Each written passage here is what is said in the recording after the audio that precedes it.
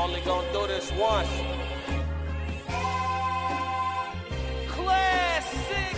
Lord God, anything attached to me that could be holding me down and keeping me from my ascension.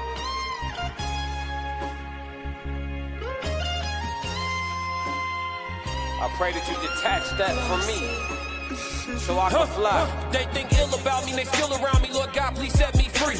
I ain't going out like Gandhi, bet it won't be nobody next to me. Cause I'm watching the people I'm loving the closest way more than the people I don't. Cause the people that hurt me the most in this life be the people that's locked in my phone. They made a mistake, I gave them some grace. I make a mistake and they won't do the same. People be dishing out what they can't take and they take what they cannot get back to the game. I'm unforgiving cause I'm unforgetting. I harbor resentment, I know what you did me. I am not Jesus, it ain't no repentance when I'm on a mission and moving relentless. Been here before, I know the feeling. Think it's forever, the end to be chilling. Mike Jackson, my life is a thriller. Close to midnight, I turn to the villain. Boundaries over sparing your feelings. Sebastian gone, you can cry me a rib. To be great, you gon' have to be different. When you say it, they gotta know that you meant it.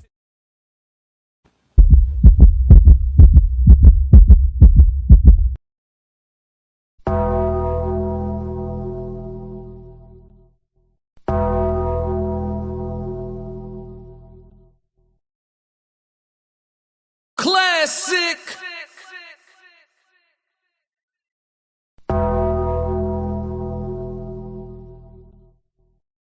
Classic! I'm only gonna do this once.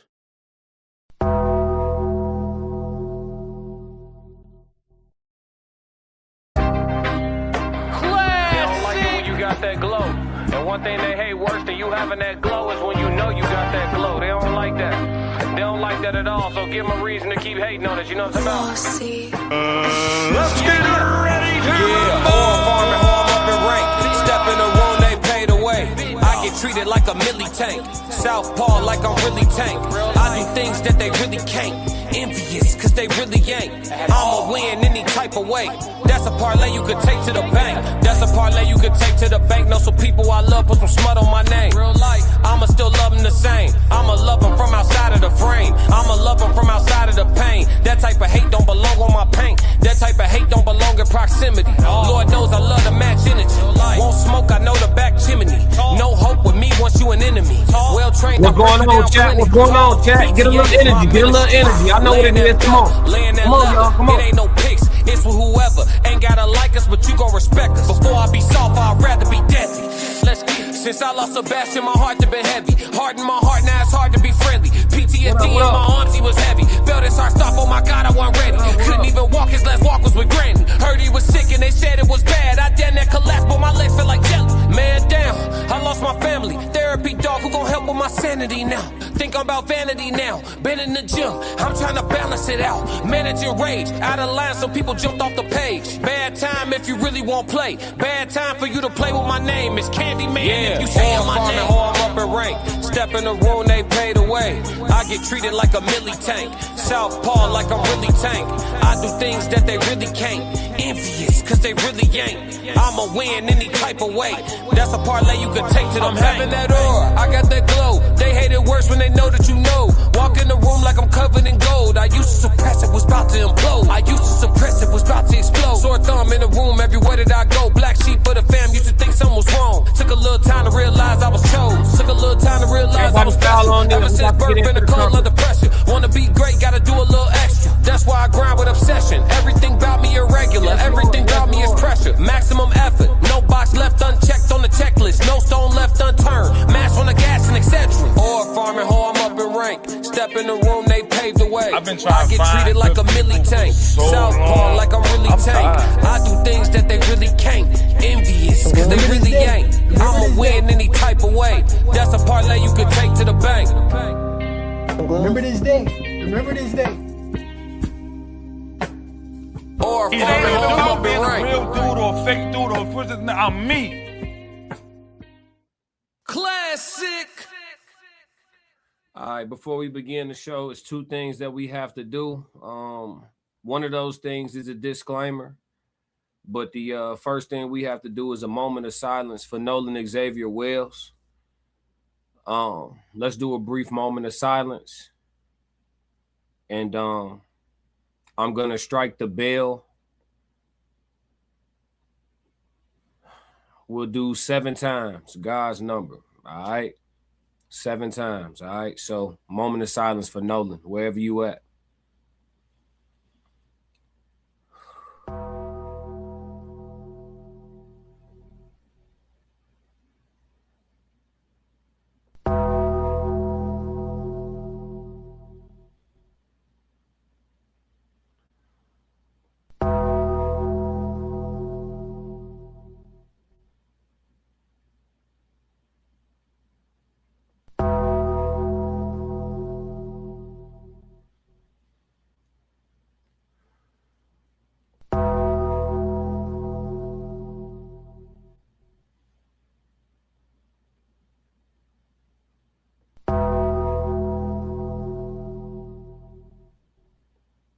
All right, y'all. All right, y'all. What up, chat? What up, chat? We got a quick roll call in the building. Let me give y'all some love. We're going to start off with the super chat in the building. Money. Black Mona said, thank you for covering this. Appreciate you, Black Mona, in the chat, as always. Let's do a quick roll call. Everybody in chat 333. We got a lot of new people filing into the page. You guys are all welcome, and thank you. Welcome to the Classic Codes. Sharon said early, she said, watching. Big Skull in the building. What up, Big Skull? Carolyn or Caroline, I'm not sure which one it is, but hopefully I'm pronouncing it right. One of those ways. Thank you so much for being here. Appreciate you. Miss Chi-Town in the building. Perlin in the building. Miss Washington. You know how I call you, Mariel. Miss Washington in the building. What's going on? For She Who, welcome to the channel. I know I seen you show up a couple of days ago. I appreciate you being back. Welcome to the chat. Welcome to the chat today. Welcome to the this is a different show today. This is the human experience. Ted's backstage getting some things situated. He'll be with us shortly. Roxy in the building. What's going on, Roxy? Not really acting girl. What's going on? What's going on, Soft Rain? What's going on, Softy 333? Yes, Lord. She said y'all hit the like button on the way in. Bismalee said the visitation should be in progress now. Yeah. So visitation is from 9 to 11. All right. Talks with 2K. What up, 2K? He said top of the top, Brody. What's going on with it, bro? Let's see. Final Kill said continued prayers for the parents of Nolan Xavier Wells. Yeah, so visitation started at 9, so they're about an hour in the visitation now. Visitation ends at 11, and the funeral services are supposed to start shortly thereafter. I know that the Griot is going to be live streaming it, so we'll pop in and out on their coverage of it, but we have to be swift and it has to be periodic. A lot of you guys that are here, you're going to get some of the coverage, but we can't show it just running for copyrights, right? The Griot is doing their coverage, and so we'll work off of their coverage, but we're going to have a conversation. We'll have a call-in portion for those of y'all that want to call in and talk about the situation, give condolences, or whatever the case may be. We'll have that portion of the show as well. We also going to have updates to where we are in the case so far, so we got plenty to go through today. On the live stream. Money in the chat. What's going on with it? We got the 400 gems. Appreciate it, Yvette, with the 400 gems. She said, Eagle. Okay. What's going on with you? This is my first time getting some gems. I don't know how those work. We're going to figure it out. Thank you for the gifts. Thank you very much. Perlin said, good morning, everyone. Tristan said, what up, 333? What up, T? Connecticut salutes Nolan. Today is Nolan's day. Rest in power. Yeah, rest in peace, young brother. Yes, Lord. What up, Chris? Yvette said, you're welcome. Gratitude. Let me go ahead and get my disclaimers out the way so that we can all feel safe and just have our conversations the way they're going to go today. I'm sure we're going to shift gears on emotions quite a bit as we roll and get more information. I know it's a lot of people in visitation, so we don't know how that's going so far. They say there's a lot of people outside the church. They're doing airport style security, metal detectors and such. They said also just watching some of the coverage before I came on live with you guys. Don Lemon was discussing some things. I think he had Jason Lee on. Then he had somebody on the channel right before I came live with y'all. Stating that the crowd out there is very, very diverse. It's a very diverse crowd of all ethnicities and creeds of people, which I anticipated. I didn't think it was going to be anything different. But let's get into these disclaimers, y'all, so we can all feel good. Let's see. First one. My regular Classic Codes disclaimer. This live stream is for entertainment and commentary purposes only. All statements made are alleged, opinion-based, and a part of a public discussion. We are content creators reacting to publicly available information, not journalists or legal professionals. Nothing stated should be interpreted as factual claims or assertions of wrongdoing. Viewers' discretion is advised. And also, because we'll be working off of some other people's content while they are streaming, we want to cover this as well. This live stream is presented for the purposes of news reporting, commentary, criticism, education, and public discussion. Any third-party audio, video, images, or other copyrighted material used are included under the fair use provisions of Section 107 of the U.S. Copyright Act. All opinions expressed are my own, are based on publicly available information, or are clearly identified as opinion or speculation, and are not presented as statements of undisputed fact. This statement is not intended to defame, harass, the chat is covering up, or infringe upon the rights of any individual or organization. Viewers are encouraged to review primary sources and draw their own conclusions. All right, so now that we got our disclaimers out the way, we should be good to go. All right, so yeah, man. So far they're doing security. They're letting people in for visitation. I haven't heard anything in regards to media just yet. I have my YouTube on in the background. I haven't heard anything in regards to media just yet saying anything about whether or not there's a closed or open casket. I haven't heard anything in regards to media stating, what the conditions of anything is. I have Don Lemon's chat rolling right now. But I don't see anything crazy. So yeah. So we're gonna, as we get updates, we're gonna keep y'all updated. But until then, I'm gonna go through bringing you guys up to speed on the case, if that's all right. For those of y'all that are not all the way up to speed, let's get caught up real quick. Let's see. All right, here we go. So we're gonna watch a little bit of this to get caught up, and then we'll go to the funeral coverage. Tez Down said, "We in here coming through soon. Take your time, brother. We here today. I got my espresso over here. I'm running on fumes, but it's okay. Got a quarter tank of gas. We gonna make it last, man. Let's see what they talking about." Second, the young woman at the center of this case's biggest. There are three major developments landing in this case at once, and tomorrow brings a fourth moment this family has been dreading for over 2 weeks. First, the FBI has finally put its role in this case in writing, on the record, in full. Second, the young woman at the center of this case's biggest unresolved contradiction has broken her own silence, not through a relative, not through a secondhand post, but face-to-face with Nolan's own mother. Third, somewhere in this story, a family connected to this case has become the target of an actual threat. This is Katie, y'all. This is Katie. So this is the young lady that Nolan was talking to on Horn Island that the fellas claimed that he wanted to stay back for. I know we were saying we don't know Katie. We still don't know Katie. We know what Katie looked like, but we don't know Katie, chat. So she did sit down face to face with Miss Wansley. I've been calling them Mr. and Mrs. Wells. Based on pure assumption, I believe, but apparently their names are Wansley. So I will correct that going forward, and my apologies for having it wrong. Nolan's last name is Wells, but they are the Wansleys. Okay, so Mr. and Mrs. Wansley.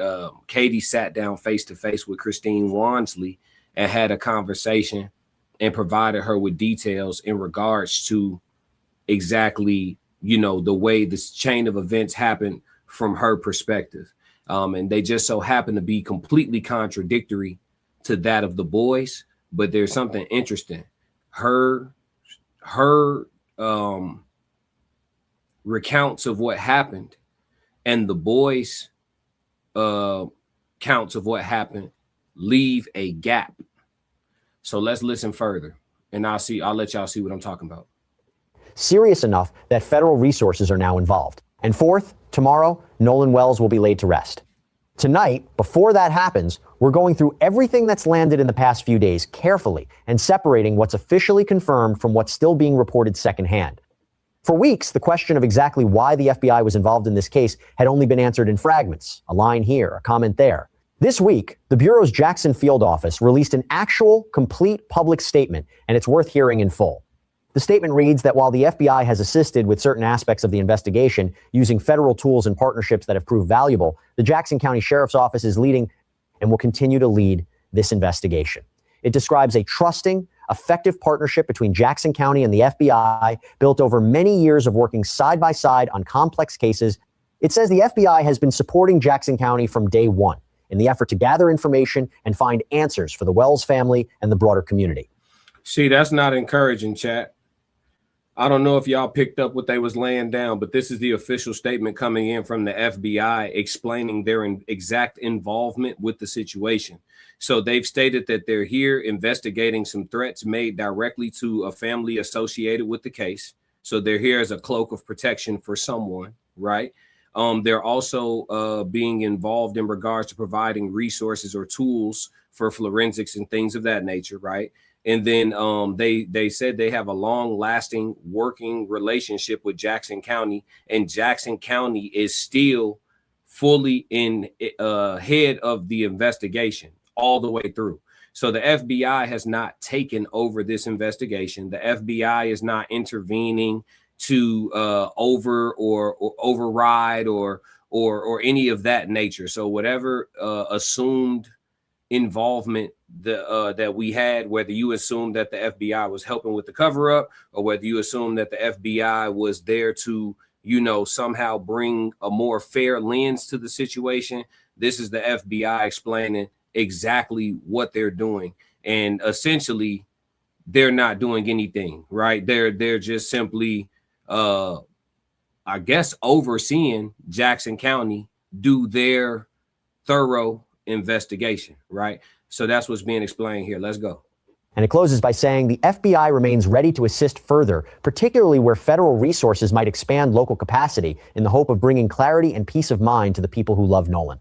It's worth pausing on the tone of that statement, because tone matters here as much as content. This isn't a press release announcing a breakthrough or a dramatic escalation. It reads almost like a reassurance, careful, measured, and explicitly designed to lower the temperature around a question that had been generating real anxiety for days. Somebody at that field office clearly understood that federal involvement, left unexplained, was doing more to fuel speculation than to calm it, and chose to address that directly in writing, rather than let rumor keep filling the gap. This matters because up until now, a lot of speculation had filled the space where an actual answer should have been. Some of that speculation treated FBI involvement as proof the case had been quietly escalated to something far more serious. Some of it treated the Bureau's presence as evidence of a cover-up in progress, federal agents supposedly stepping in to manage the story rather than investigate it. This statement doesn't support either read. It confirms real, meaningful federal involvement, tools, partnerships, expertise, while explicitly stating Jackson County remains the lead agency, start to finish.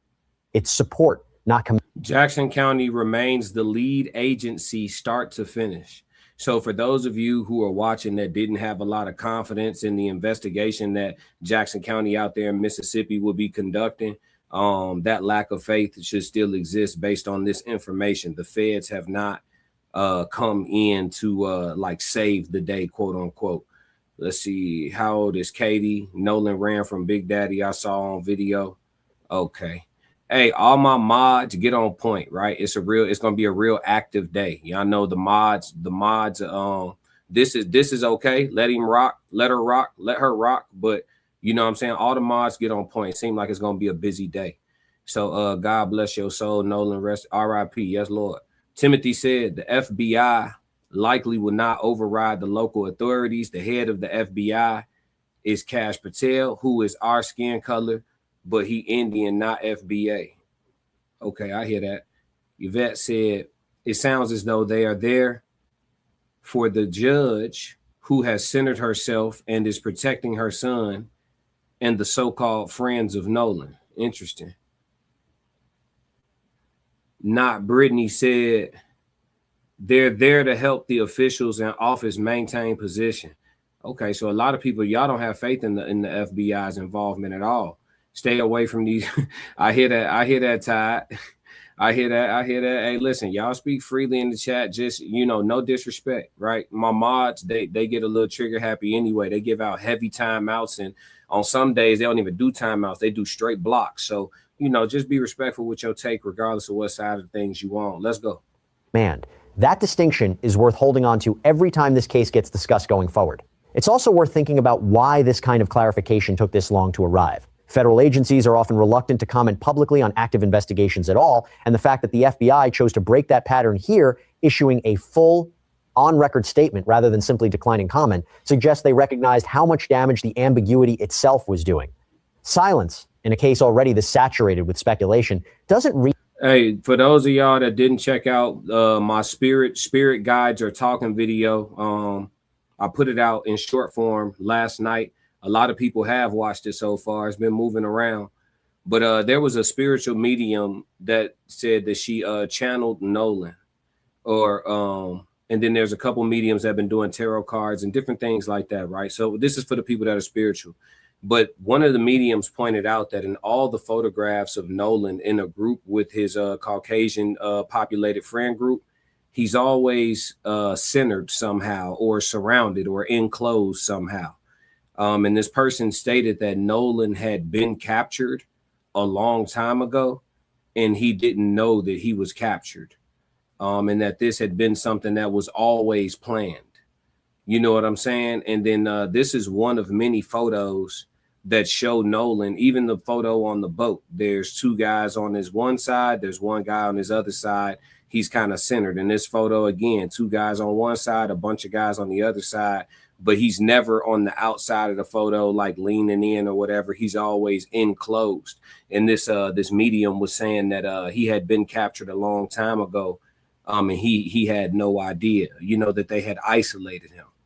Which is interesting because Javon, when he spoke to TMZ the first time, because Javon actually spoke to TMZ twice, we'll get to that today too. The funeral doesn't start until 11, so we have some time here.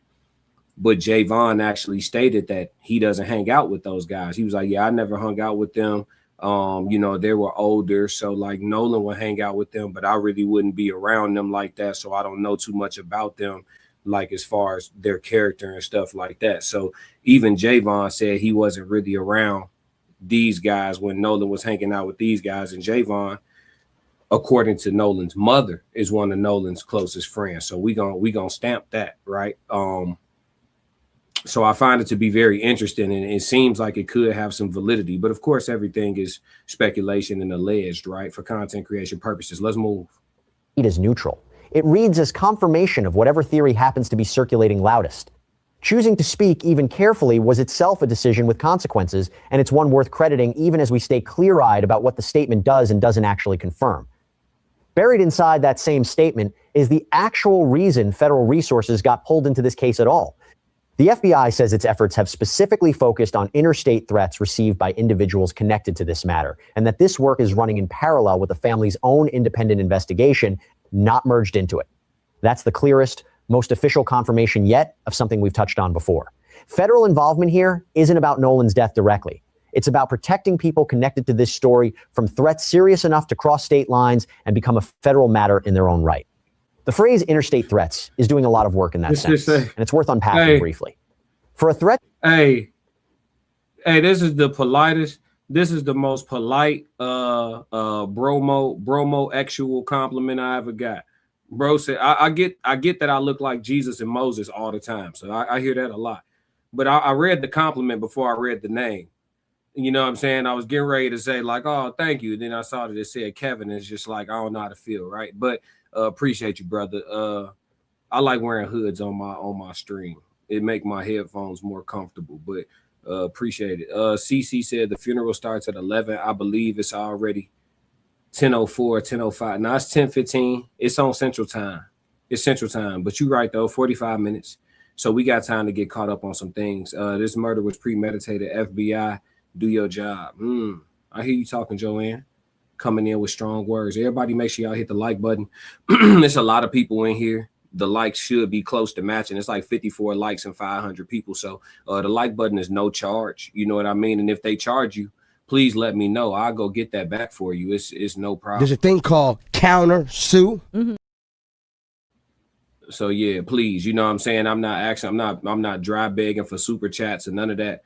But the like button don't cost nothing. Just rock with me right quick. You know, we should run it up to at least 200, 300, 400 likes right quick because it just don't cost anything. Let's go. to become a federal matter simply by virtue of crossing state lines, it typically means someone in one state sent something threatening to someone in another, a message, a call, a piece of mail, using channels that inherently cross jurisdictional boundaries, the internet chief among them. That's exactly the kind of thing the FBI is built to handle, regardless of how large or small the underlying case actually is. It doesn't require Nolan's death itself to be treated as a federal matter. It only requires that somebody, somewhere, used interstate channels to threaten somebody else connected to this story. Here's what's just as important. The FBI statement does not specify what those threats actually said or who specifically. So who do y'all think the FBI is there to investigate interstate threats of? Who do you think got the threats, and who is the FBI investigating? Do you think that they're there investigating threats that were made against the Wansleys, against Nolan's parents, or do you think they're there investigating threats that were made against, you know, one of the boys and their families? It's interesting to see how the feds come in to protect people. And you know, one of the main people they're not trying to protect is the person that ended up being a victim, right? The person that turned up, you know, deceased. You know what I mean? Rest in power, Nolan. Yeah, rest in glory, Nolan. Yes, Lord. Y'all send all that love through, as much love as y'all want in the chat for Nolan Wells today. Diane said, Judge. They protecting the judge. Interesting. The island is considered to be federal land. Right. So the Fed should be investigating the case. Yeah. Right. You know what I'm saying? I'm with you, Yvette. I'm just doing 2 + 2 with you. Diane said they have to be there to protect their own, which is the judge. It get wicked, y'all. The truth stranger than fiction. Let's go. Receive them. TMZ, reporting on the same statement, noted plainly that it remains unclear exactly what kind of threats were made or who was on the receiving end. That gap matters because separate, unofficial reporting has circulated specific, graphic claims about threats sent to at least one family connected to this case, a family tied to one of the boys who was on that boat. Those specific details have not been confirmed through any official statement from the FBI, from Jackson County, or from anyone with actual authority to verify them. I want to be precise about that distinction here. We know officially that interstate threats occurred and that federal resources are addressing them. We do not have official confirmation of the specific content of those threats or exactly who received them. Both things are true, and it's important not to blur them together. There's a reason official statements tend to stay vague on exactly this kind of detail, even when the underlying facts are serious and real. Naming. Let me see. Tanisha said, new to the channel. I appreciate how you're covering the story. I appreciate you being here, and I appreciate you appreciating the way we're covering the story. I'm trying my best. I've done a lot of speculating. I'm trying to, you know, draw some conclusions or bring some light to some things that don't make sense as best as I can. And even sometimes even bring humor, because this can tamper with all of our energy, especially us who are interconnected, if you know what I mean, right? So I try to even bring some humor. You know, sometimes we got to laugh to keep from crying and all that. So yeah, I've been trying to be balanced about everything and just keep his name alive, if nothing else, at the bare minimum. So I appreciate the gratitude. Tide, you going hard in the chat. Let's see. MTR said the truth will come out. Yeah, we here for it. We're gonna be here every day tapping on the truth's door until we get an answer. For sure. I'm with you. Renee said one of the boys might be related to the judge. Yeah, the judge is actually one of the boys' stepmother. I mean, I said it right. James said, sending my condolences to Nolan and his family. Sad day today. Absolutely. Keisha, we must demand Ben Crump release his autopsy. Never let Ben walk away without releasing it. Oh, he gonna release it for sure. But I definitely think they should wait until the state release theirs. The state has to release theirs. I think they should wait. You know what I'm saying? They don't have to release it to the public either. They could just present the autopsy to the grand jury and keep it funky, and then let it come out in court when them charges get filed. You know what I'm saying? But I wouldn't release it to the public until Mississippi released theirs. Because if you release yours to the public, then Mississippi can go back and doctor theirs and then paint a story around it. Nah, put yours out. Tell us what you did and didn't find, and then we're going to put out the whole thing. And we're going to let you know what really was going on. And then we can see the corruption right there. Then we can go ahead and elevate this up, get this up out of Mississippi and take it on to some Supreme Court areas. That's where it really need to go. It need to get up out of Mississippi and go Supreme Court. You hear me, chat? We gotta, this thing needs to be escalated. You understand me? Janelle said, I have no faith in the system. Enough is enough. Tired of cover-ups. Justice for Nolan. Yes, Lord. They're here to protect the families who are involved. R.I.P. Nolan Wells. Nasty, nasty. I'm a big fan of Nolan Wells. Listen, man. We found out about him in the wrong way. I wasn't even on to the young brother. He was glowing, though. He was glowing, man. Lisa said, any threats against one of those boat friends can flip sympathy towards and attention away. A playbook scheme. Yeah. Do something wrong, then play victim. Nasty work. Teresa said, God bless your family. God got you and family. They all will have to answer for this terrible crime. This is a black space. Oh, yeah. Hey, listen. It's bliggity black, brother. Hey, listen. I haven't stopped you from saying nothing yet. Some of your stuff that you saying I ain't gonna put on the screen, though. Just, for my monetization. But I hear you, though. House of Queens said, why are we unalive just because of our skin color? Father God, please heal the hatred in some people's hearts. Nah, man. Nah, hey, listen.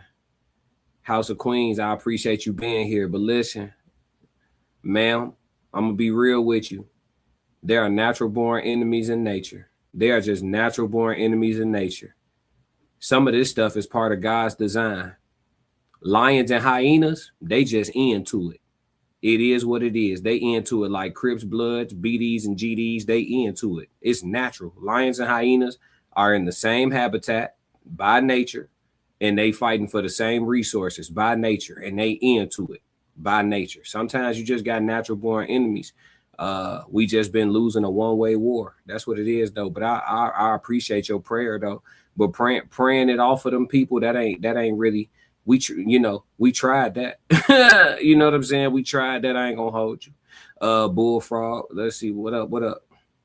Diane said, I'm wondering if there is a temple around where his body has been. The Grand Master has to see the sacrifice in order to raise a person higher level.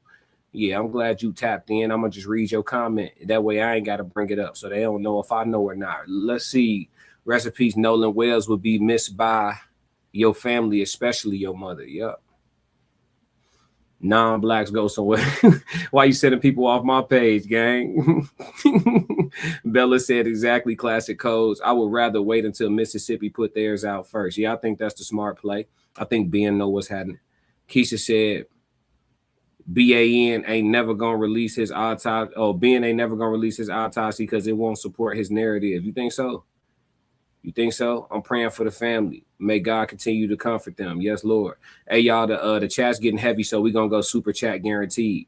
That way, we can, and it ain't got no minimum or nothing. Y'all do $1.99 super chat guaranteed. I'm still gonna read y'all chats, but I may not get to every last one of them. You understand what I'm saying? So if you got something you really absolutely want me to see, go and put something on it.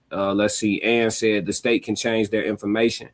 If they hear Crump's autopsy, the state autopsy needs to come out first. Hold on, Crump. Yeah, I think Crump know that too. I think I got faith in being Crump. I know a lot of people had negative things to say about being Crump, but I don't get it. Like I seen people was like, oh, being just be about money. I don't know any attorneys that's not about their money. I think that's literally what it is. Like, you think they went to all that law school and passed the bar and did all that not to get no money? I think every single attorney is about their bread.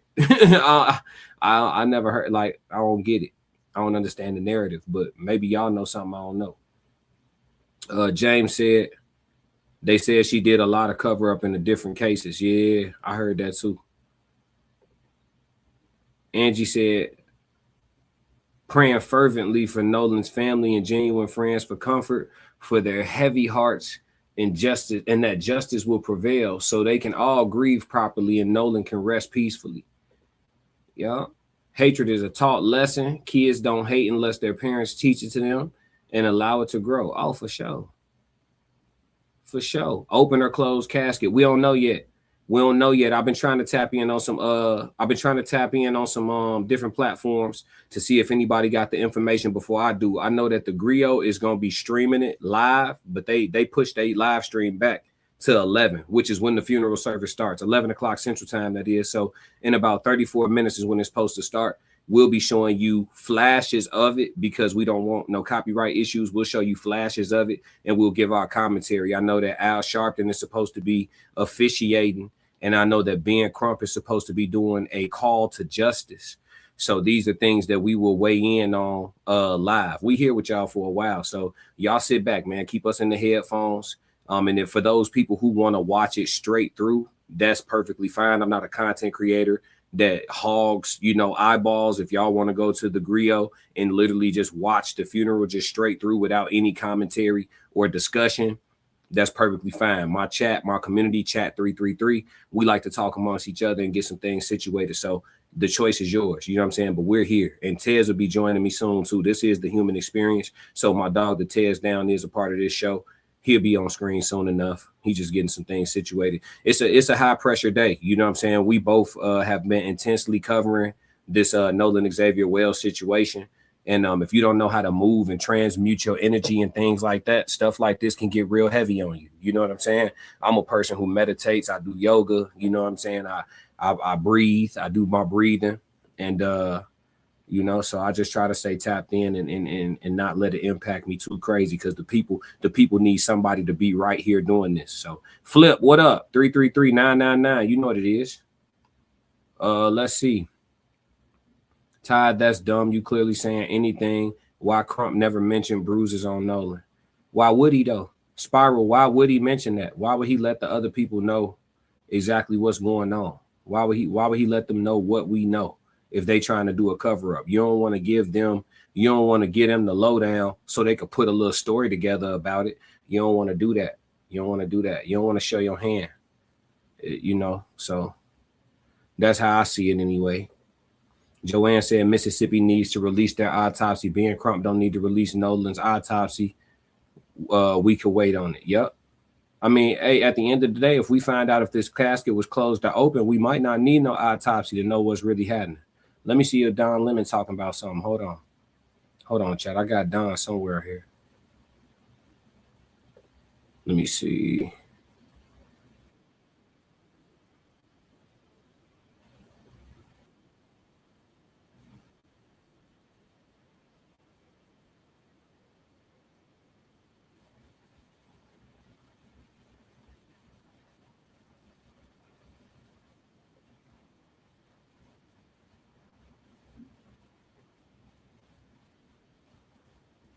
So, sorry I got quiet, y'all.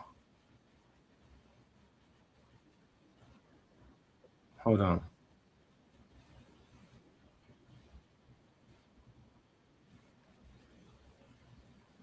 Yeah, I'm not.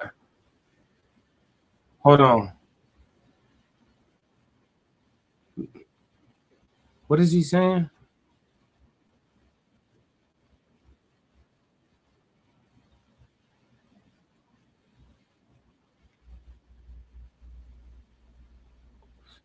So Don Lemon ain't talking nothing about but the process of getting in, people filing in, arena. See, this the thing though. They got the phones off policy in there.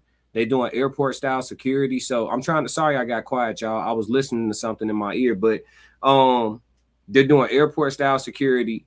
They got the phones off policy, no recording, all of that stuff is being enforced up in there. So there's people that are there. There's plenty of people that are filing in, going in, been inside.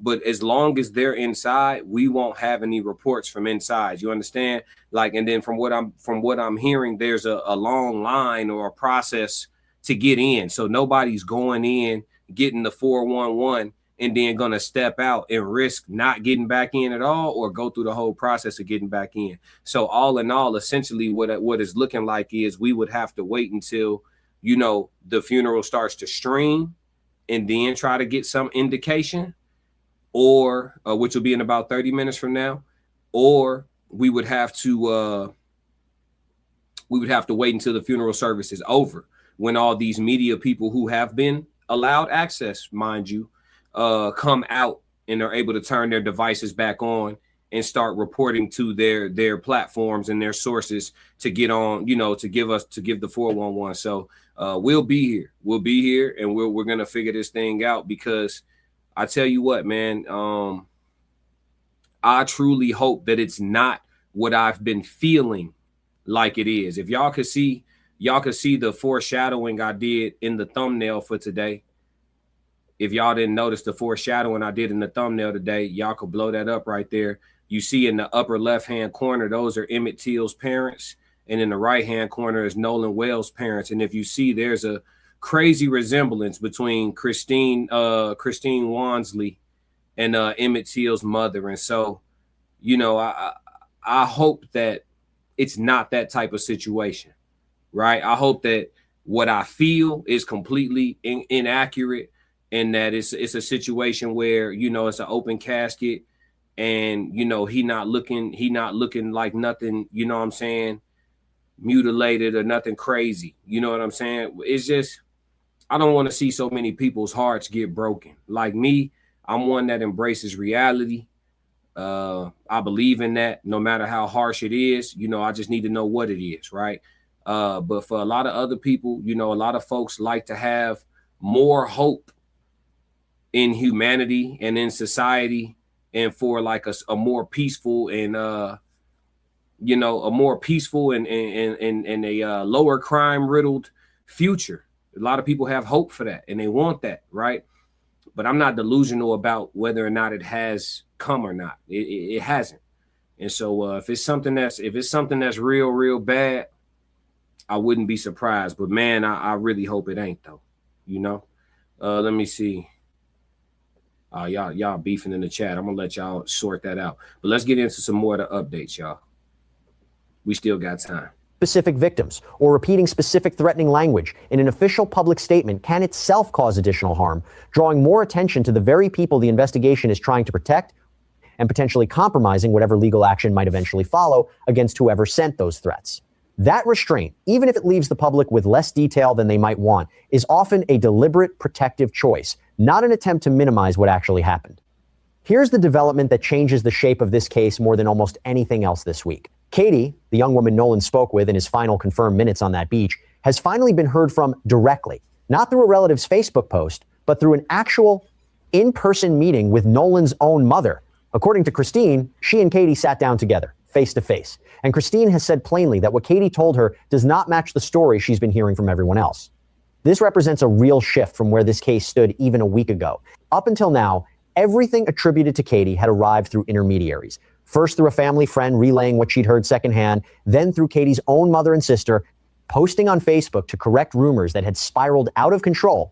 Each of those accounts was filtered, understandably, through someone else's memory of what Katie had said, rather than coming from a direct conversation with the one person who actually has firsthand knowledge of Nolan's final confirmed words. A face-to-face meeting between Katie and Christine changes that entirely.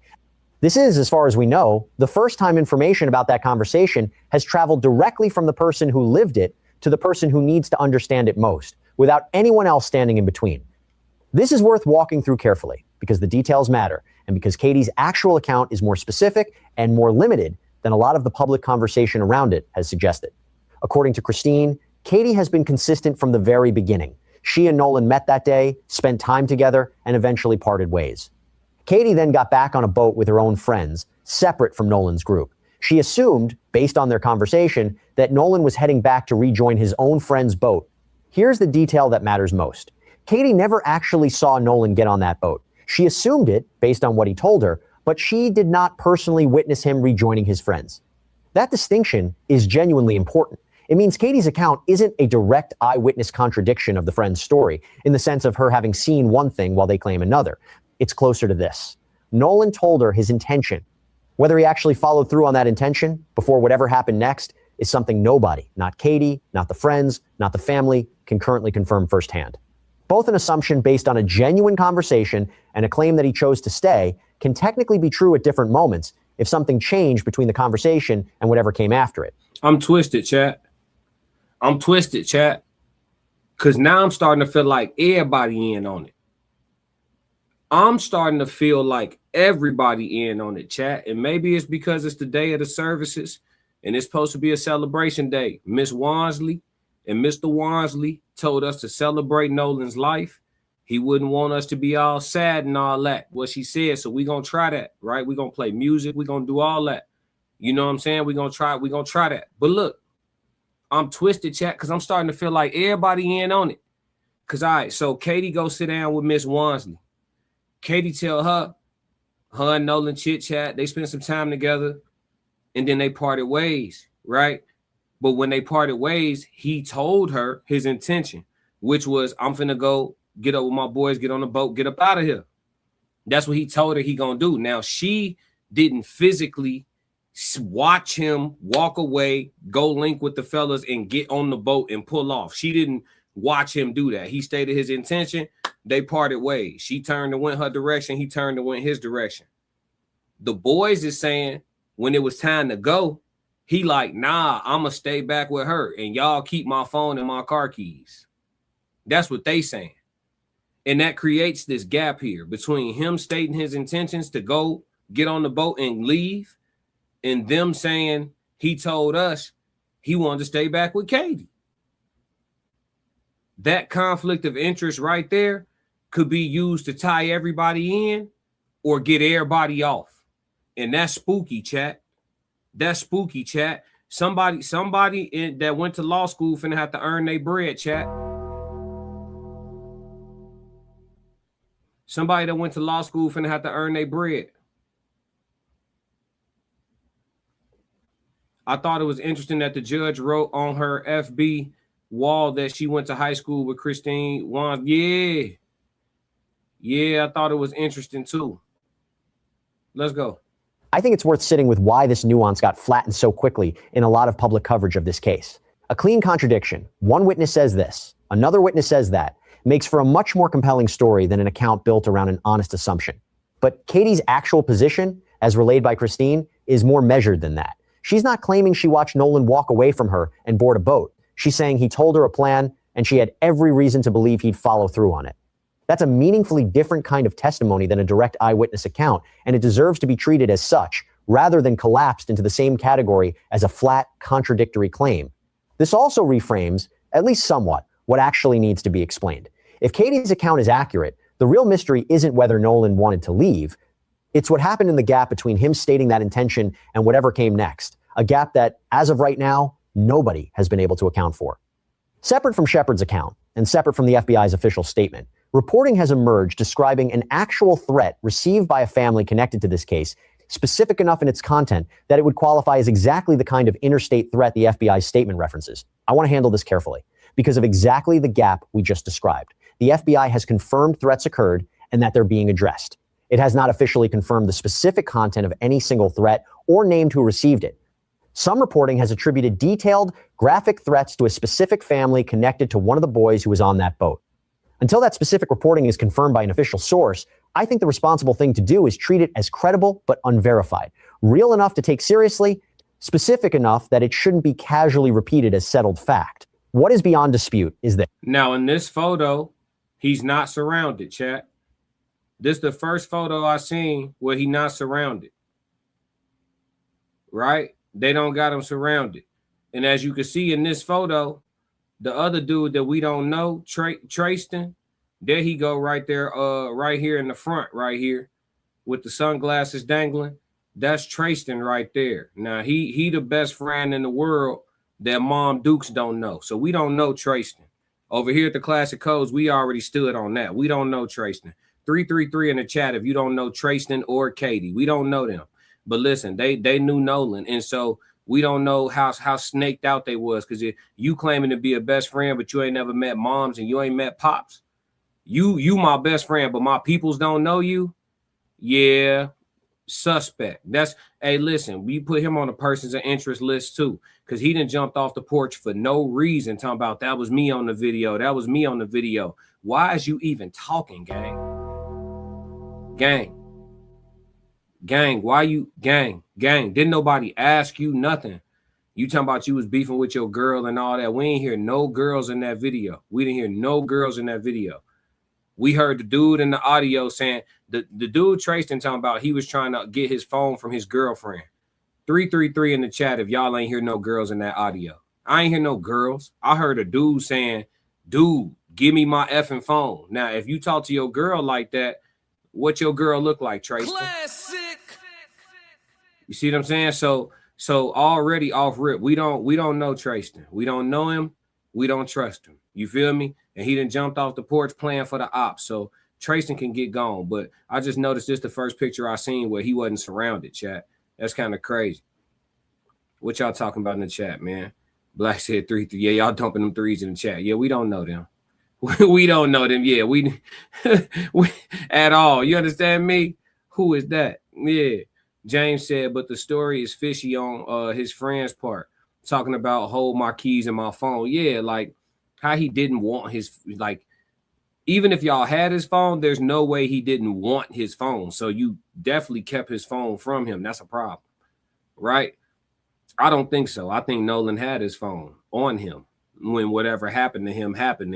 And whoever made whatever happened to him took his phone off of him. That's my theory, but it's just a theory, all alleged. Let me see. Don Lemon has someone down there for the day. Yes, a lot of people with somebody down there, but everybody that's on the inside, they got their phones off, no recording, no nothing. So they got to wait till they come outside to be able to report back and give us updates. So we really dry right now for another about 15 minutes until the service start. Tim says, so the FBI is there because they implying FBA might have threatened the families of the suspects. Right, but they're not calling them suspects, right? They said no foul play so far. I thought this was the live stream. The funeral will be on in 15 minutes, and we will be showing parts of it, but we'll be giving our analysis. If you want to watch the funeral straight through, it will be streamed straight through in its entirety on the Grio. That is the GRIO. Shout out to the Grio. But we will be showing bits and pieces of their footage, and we'll be doing our analysis. So it's up to you where you want to be at. We here though. We here. Tanisha said 333. Miss Chi-Town said conflicting stories, reasonable doubt. You see what I'm saying?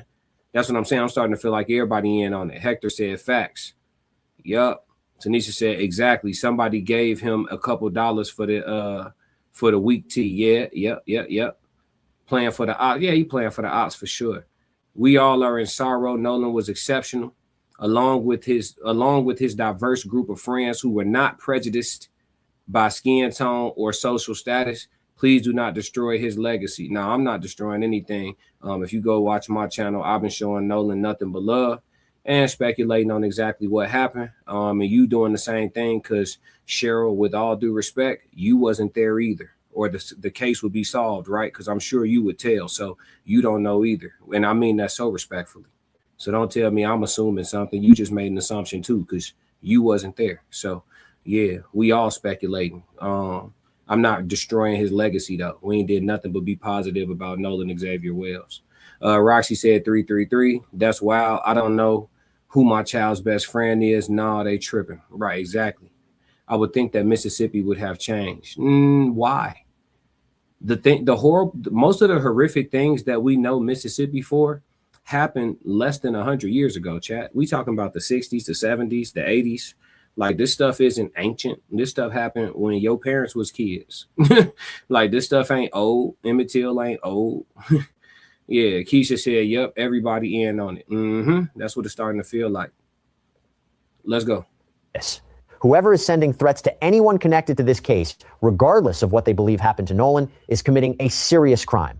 Grief, suspicion, and public pressure do not grant anyone permission to threaten a teenager, a parent, a judge, or anyone else. That much is true, regardless of exactly whose name attaches to which specific threat. It's worth thinking, too, about the broader effect this kind of thing has on a case like this one. Every witness in this story, every friend, every family member, every young woman who happened to spend a few minutes talking to Nolan on a beach is watching this unfold in real time. If coming forward, or simply being named publicly, carries the risk of threats serious enough to draw federal attention, that's a real chilling effect on anyone who might otherwise be willing to speak up with information that could actually help. Protecting people from that kind of retaliation isn't just a matter of basic decency. It's directly connected to whether this investigation can actually get the full cooperation it needs. I keep returning to this distinction throughout this case, and I want to explain why it matters so much here specifically. This story involves real people, teenagers among them, whose names and reputations are being shaped by every single detail that gets repeated publicly, confirmed or not. The FBI's own statement is deliberately careful and vague about specifics, likely for exactly this reason, to address a genuine problem, interstate threats, without turning its own statement into a vehicle for further identifying or exposing anyone connected to this case. We're about 14 minutes out from the funeral starting, and we'll be popping in and out with coverage. Tez, I hope you get backstage soon, brother. The chat waiting on you. You know they love you just as much as me, bro. But the Tez down will be joining us shortly with his commentary. But yeah, I sometimes I be, I'm a person that's big on trying my best to look at things from multiple different angles and perspectives. And at least if I can't find different ways to look at something, hearing people out who see things differently. But for the life of me, though, I have such a difficult time understanding all of these people who have so much hope for like this. I don't want to say utopia, because I don't think people think we'll live in like complete peace and harmony, like Pleasantville or nothing like that. I don't think people expect that.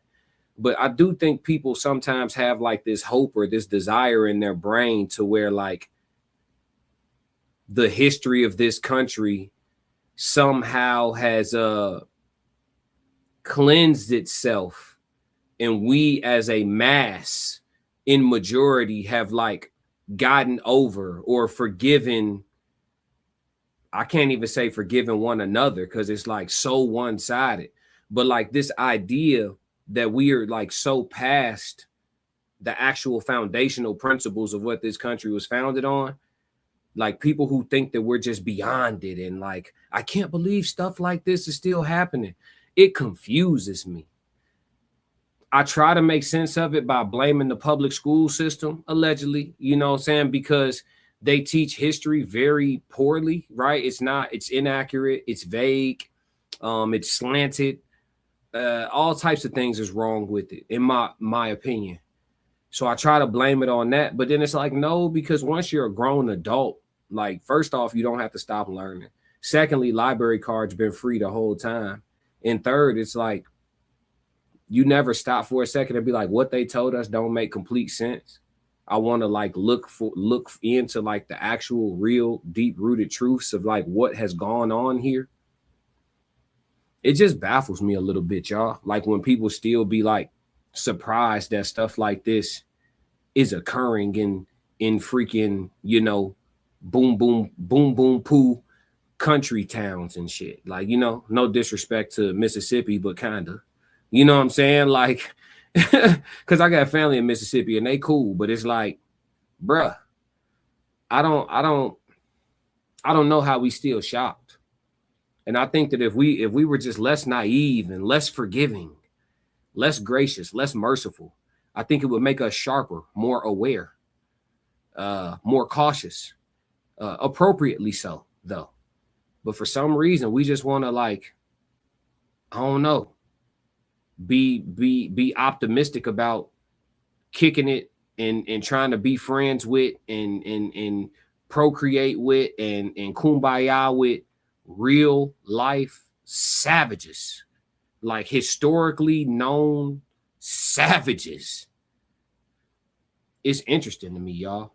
I just had to get that off my chest. Let's go. That restraint is worth matching in how we cover this too. There's a broader principle at work here, April? One worth naming directly. In cases that generate this much public attention, the temptation to fill every gap with the most specific, most dramatic version of events available is constant.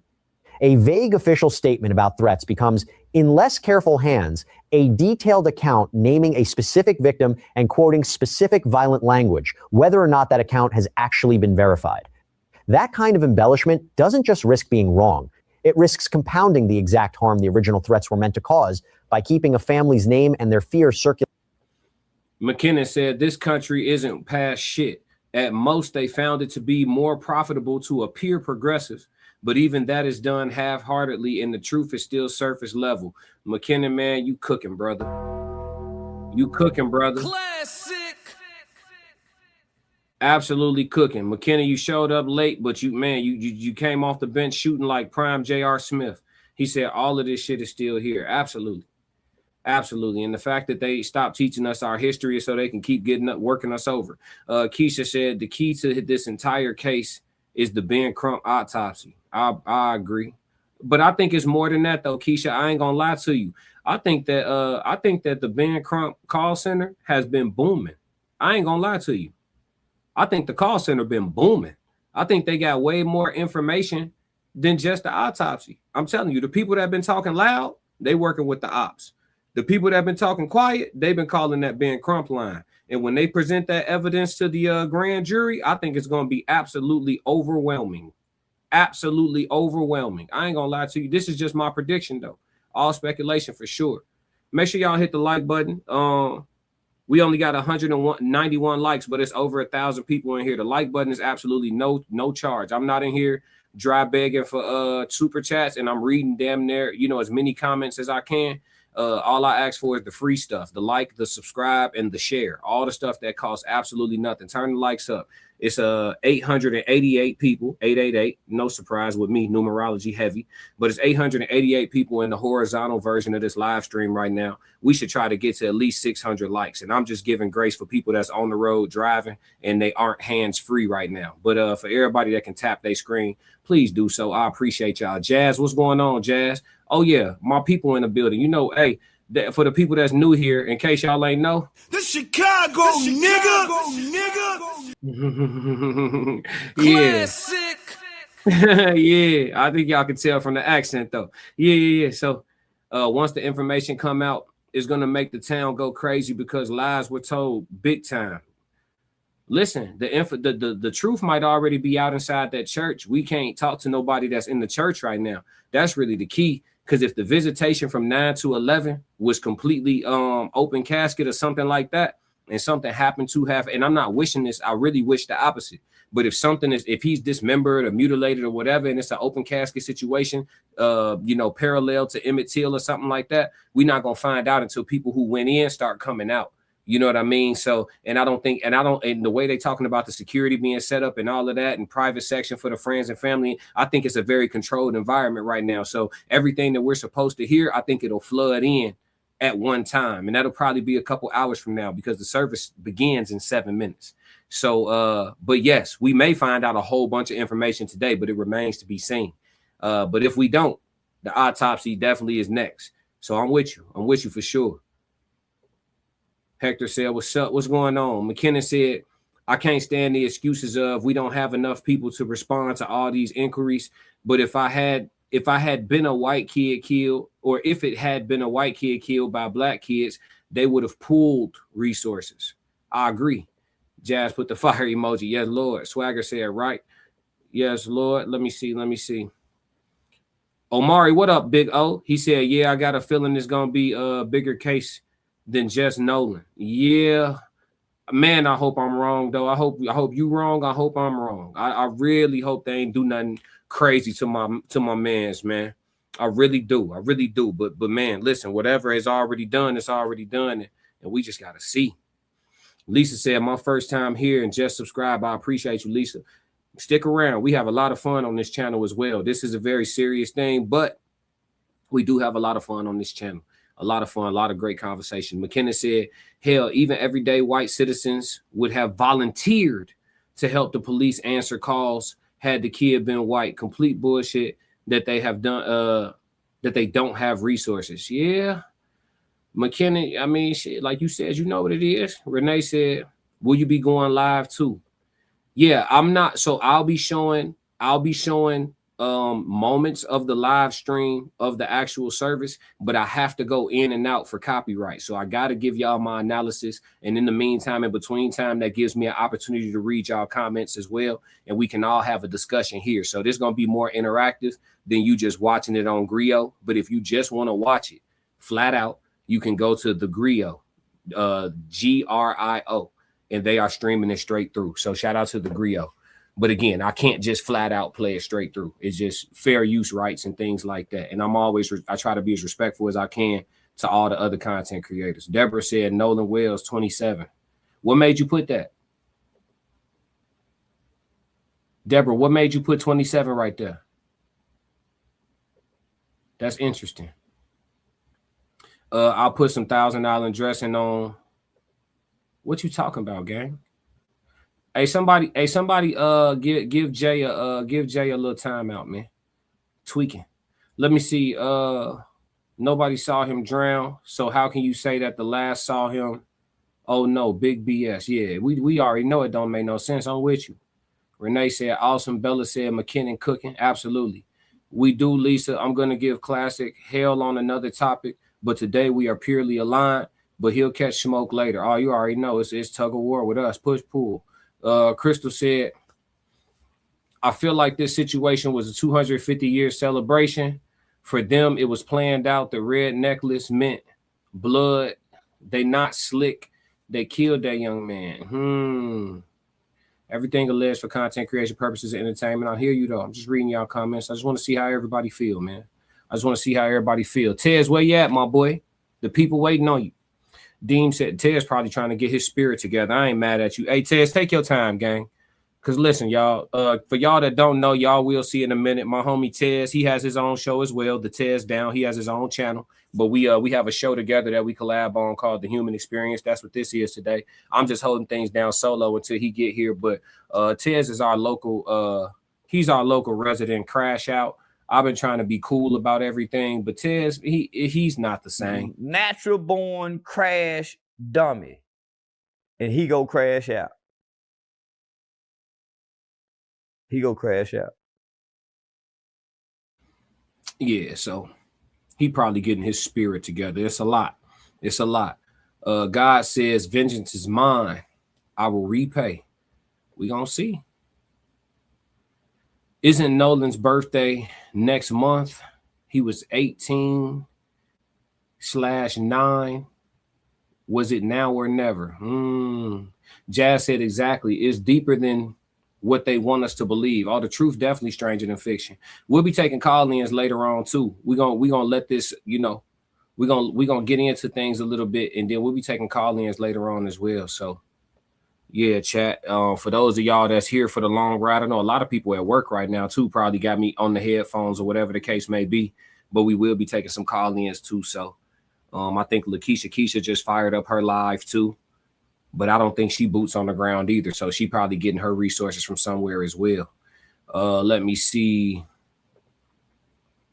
Hector said, don't never let this go until we get justice. Now I'm locked in. I'm locked in. I'm here.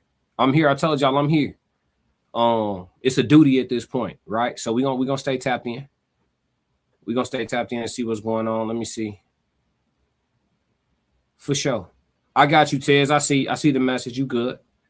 Another time, calm down, Skippy. Who? With the F, you ain't gonna be. Hey, hey, I'm telling you right now, chill when Tez get on screen with all that calm down. I'm telling you right now, you know, bro, don't be playing. The FBI has proven in recent years to descent only to Trump's connected rich folks. Interesting. Prayers to the Wells family. Yep. I'm just scrolling chat. I can't get to them all. Oh, yeah, here go. Okay. Red Scholar, what up? 333. April, what up? She said they do have more. Who? Oh, yeah, I think, yeah, you talking about more information. Yeah, Ben Crump and them got some info. They got some info. Nolan's mom and dad know a lot more than they're able to tell us right now. Hence the fact, I don't know if any of y'all noticed. Tell me in the chat right now. I know it's a little bit of delay from what y'all hearing me say. And, you know, when y'all hearing it, it's like a 30-second delay or a little bit less. But tell me, G. Have y'all noticed that Elmer stopped talking? Elmer stopped talking. The last time I heard Elmer Wansley speak, Nolan's father, the last time I heard him speak was at the press conference when they had just got Nolan's body sent out because it was a little bit of delay because of weather, right?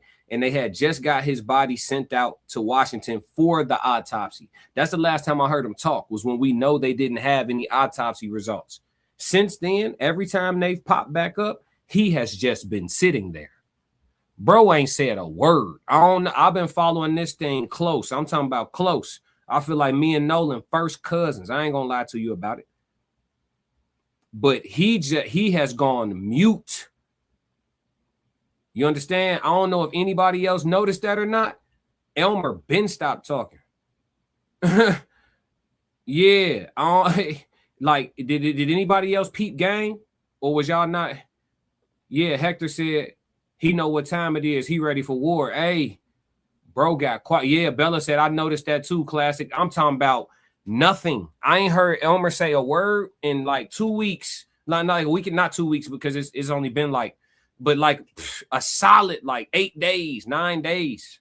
Elmer through talking. I ain't seen nothing about him saying nothing on socials. I ain't heard him say nothing in none of these meetings, press conferences, nothing. He just be sitting behind his wife, low key, kind of like looking at the floor. You feel me? And I don't know what that, I don't have any idea what that range of emotions is. I don't even know what's going, you know what I'm saying? It's got to be a lot running through his head. Do I crash? Do I get, you know what I'm saying? Man, I can't even fathom. McKenna said, anyone saying stupid shit, you should know that I will pay for your own plane ticket to fight either Classic, Tez, or me. If you want to keep acting like a complete ass, you need hands to speak crazy. McKenna, you ain't lying. Hey, you know we throw 16s around here. Yeah, in case y'all ain't know, chat, all of us, half of the chat box. Yeah. Tez box, our box, McKinnon box.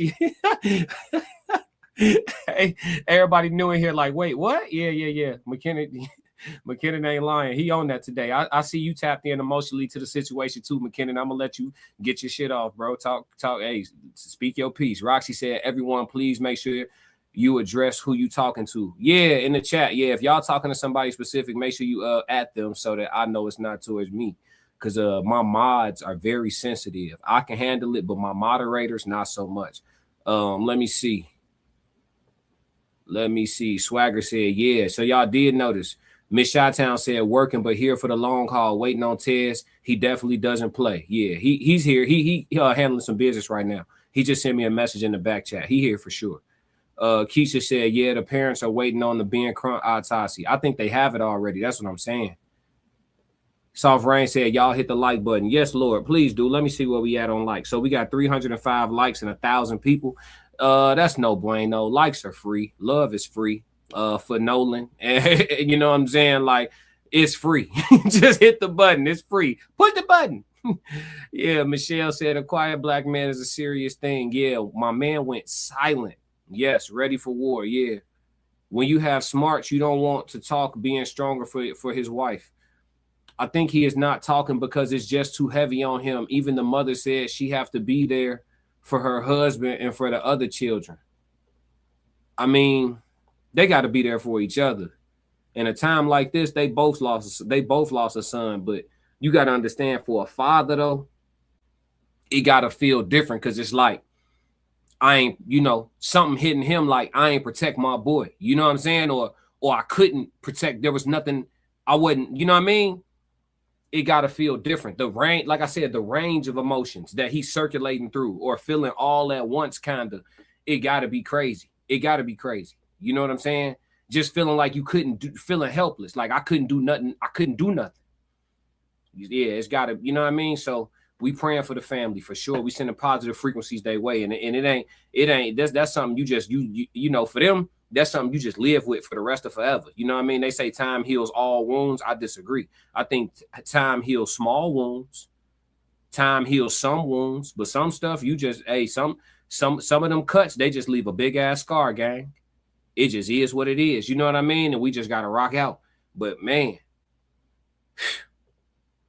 let me see. Let's see. He said he's scarred. Yep.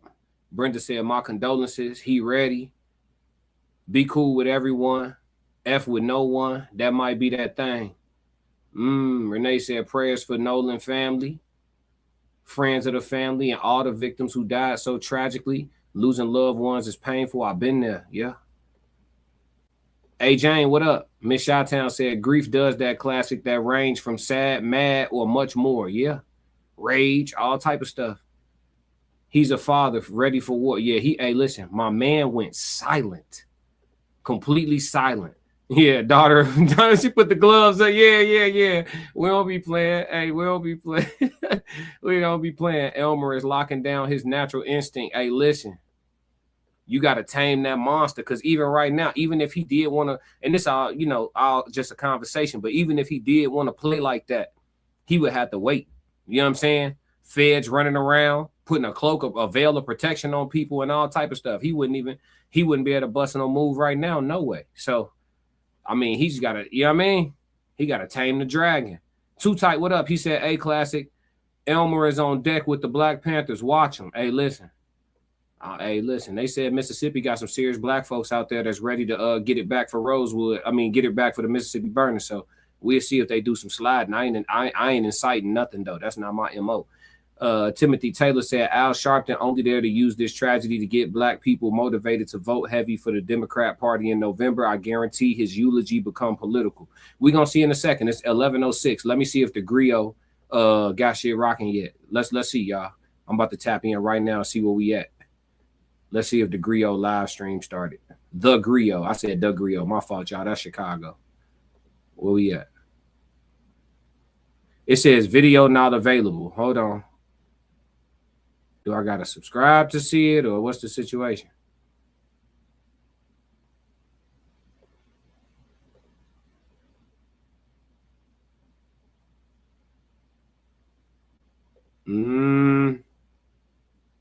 I don't see a live stream no more, chat, from the griot. Let me go to Lakeisha Keisha page and see what she got. Somebody got something, chat. We're going to get tapped in one way or the other.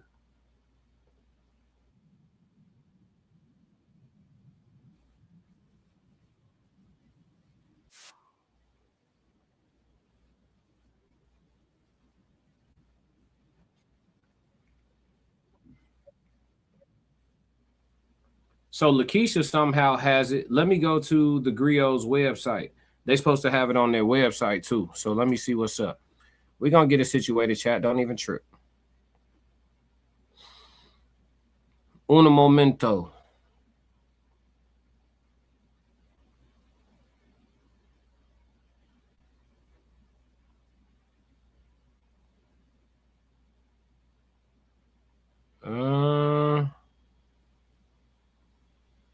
I don't see it.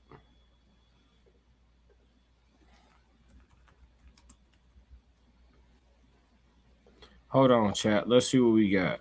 Nolan Wells. We might have to go through Lakeisha Keisha.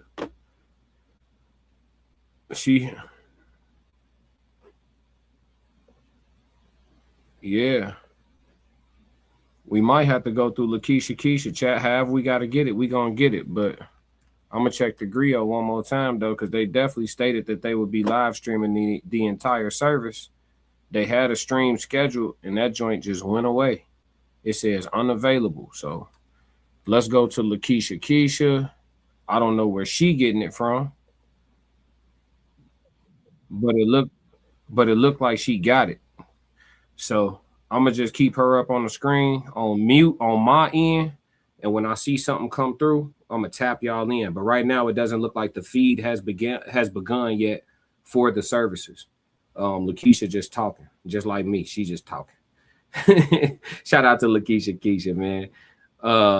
Lionel, what up? Big Sco said, if you're not here to pay respect to Nolan and his family, get the F out the chat. Oh, God. I hear that. We got some money in the chat. Money. Let's see. Amanda said she sent 440 gems. Unk alert. Who's Unk? You talk me? I'm an Unk, folk. That's correct. I got a nephew. You right. Shit, I'm somebody uncle for sure. Shout out Big Cam. I'm going to state for that track and field. And then we going D1 with it.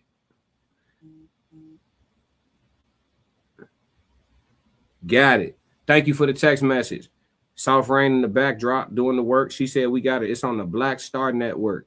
I'm gonna give out the information. You know, I ain't gatekeeping nothing. It's on the Black Star Network. So we're gonna find it. We're gonna find it and run it. Let's get it. Let me see. Do I need a subscription or something for this? Why is it not on the home page?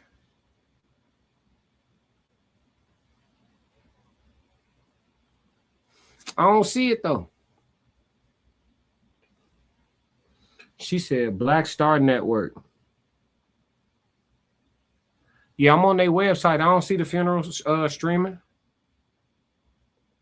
Am I tripping? I got to get an app or something? We just going to use Lakeisha Keisha. I ain't going to hold you. We just going to do it like that.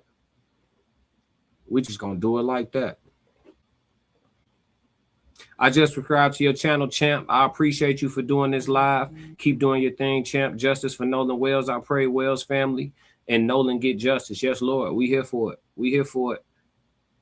He said, I think they have the autopsy results too. But they stated it. They stated it. They said they're not releasing their autopsy till shortly after the funeral service.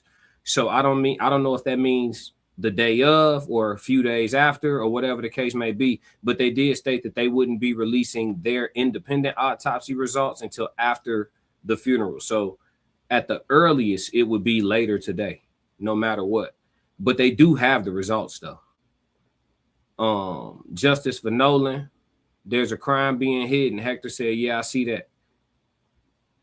Let's see. He feels he lost a part of him. Yeah, he's struggling. The Griot took down the stream. Yeah, from what I see, unless they're going to start it back up. But yeah, it was up there. Now it's gone. It say unavailable. Let's see. He didn't see that coming with his son. Nah.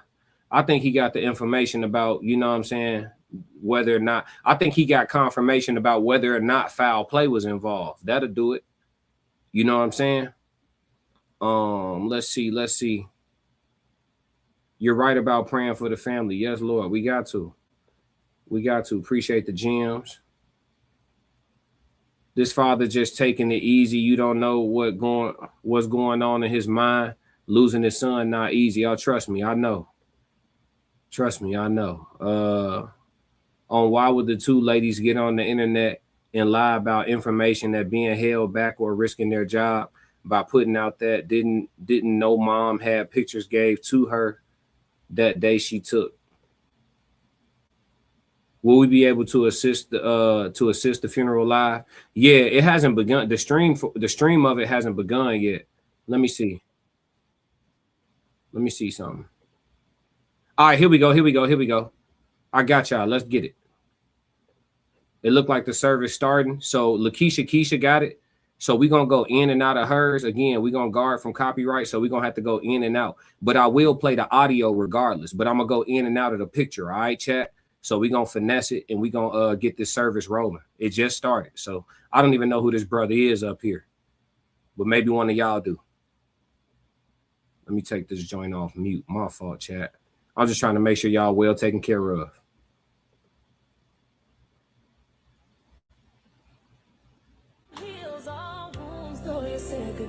Oh, yeah, we're not doing no copywritten music, chat. We can't do that.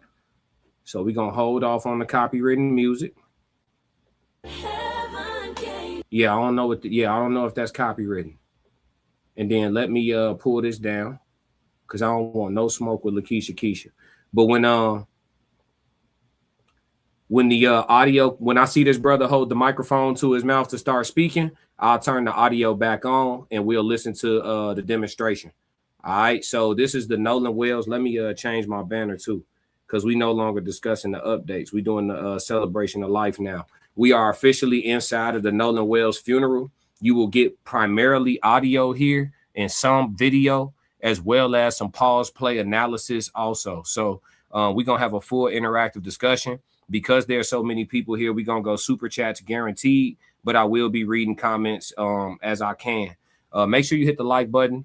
We have about a third of the people here who have participated and hitting that free like button. So make sure you hit the like button if nothing else. And if you really want to show some love, go ahead and subscribe so you can come back and be a part of the show, even when things are less heavy. You understand me?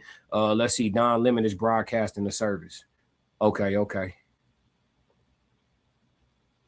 Here we go.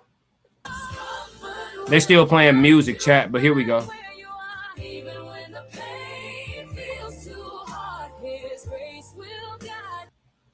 Yeah, I can't keep the music on, but I'm going to just show y'all the picture. And again, I'm going to go in and out. So don't get annoyed with me. Again, YouTube rights and laws. I don't know how they're able or what agreement they have to be able to just run it on their channel. But I don't have no finesse or no agreements with nobody, so we going to play it safe. Yeah, they still playing music, though. Oh, shit, Keisha muted hers, too. Look, everybody looking out for themselves. Keisha muted hers, too, chat. Yeah, we can't. Hey, look, YouTube got rules, y'all. We try to get y'all the service, but look. I ain't mad at you, Lakeisha. I swear I ain't mad at you. Yep. Yeah, Don. Oh, okay.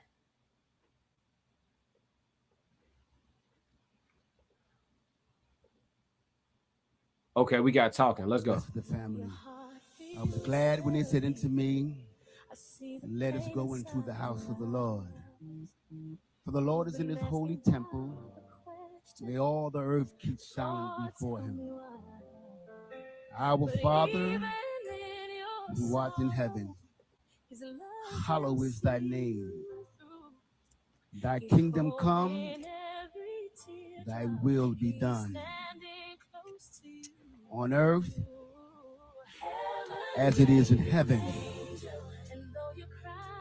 Give us this day our daily bread, and forgive us our trespasses as we forgive those who trespass against us. Lead us not into no temptation. Listen, y'all know the prayer, but since they doing all that music in the background, I ain't gonna you know what I'm saying? They doing all that music in the background, so we not finna you know what I'm saying? We not finna play the game. Don Lemon is streaming it too. Yeah, see the thing about it though, like sometimes when you share people's stream while they live, they be a little bit funny about that.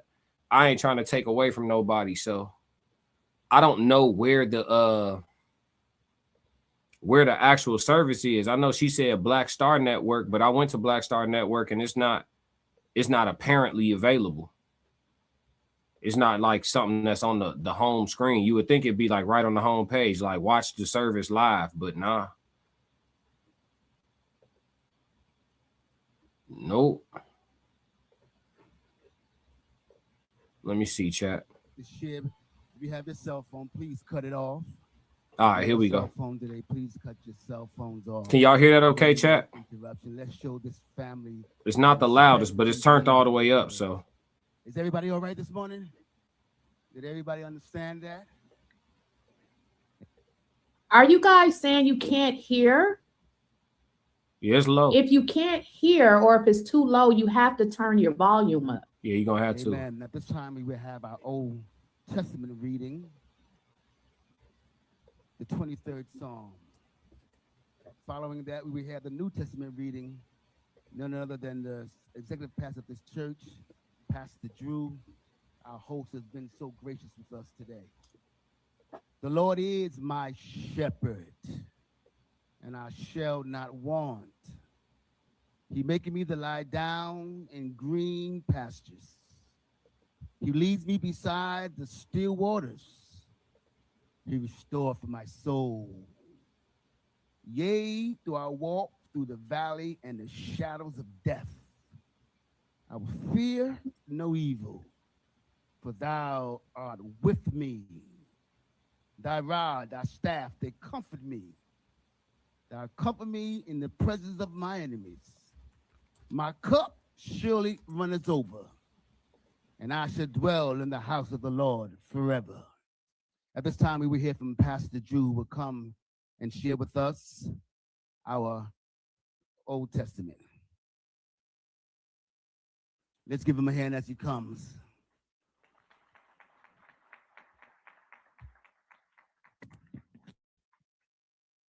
Thank you, Reverend. On behalf of our senior pastor, Pastor Ted Pagel, and our entire staff, we want to welcome you to Center Point Church today. To the family, we've been praying for you. We continually pray for you. We're going to cover you in prayer. Our prayers that the Holy Spirit would comfort you and be with you. I'm going to read out of Colossians chapter 4.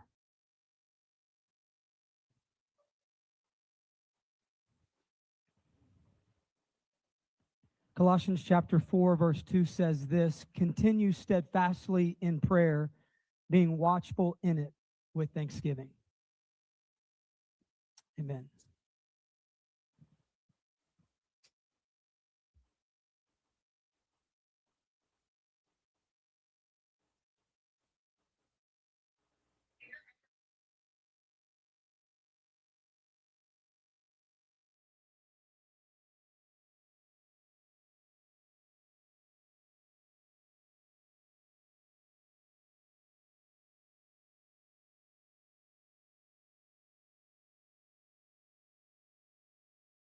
Mic check, Tez. Mic check. My fault. I was What's on mute. happening? Good afternoon, Mr. Classic and the Classic Codes and the Tez Down. How are you guys doing this afternoon?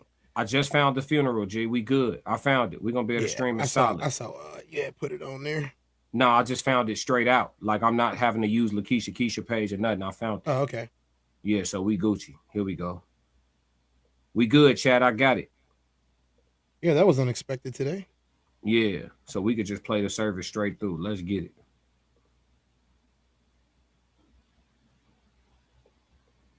Can y'all hear? Like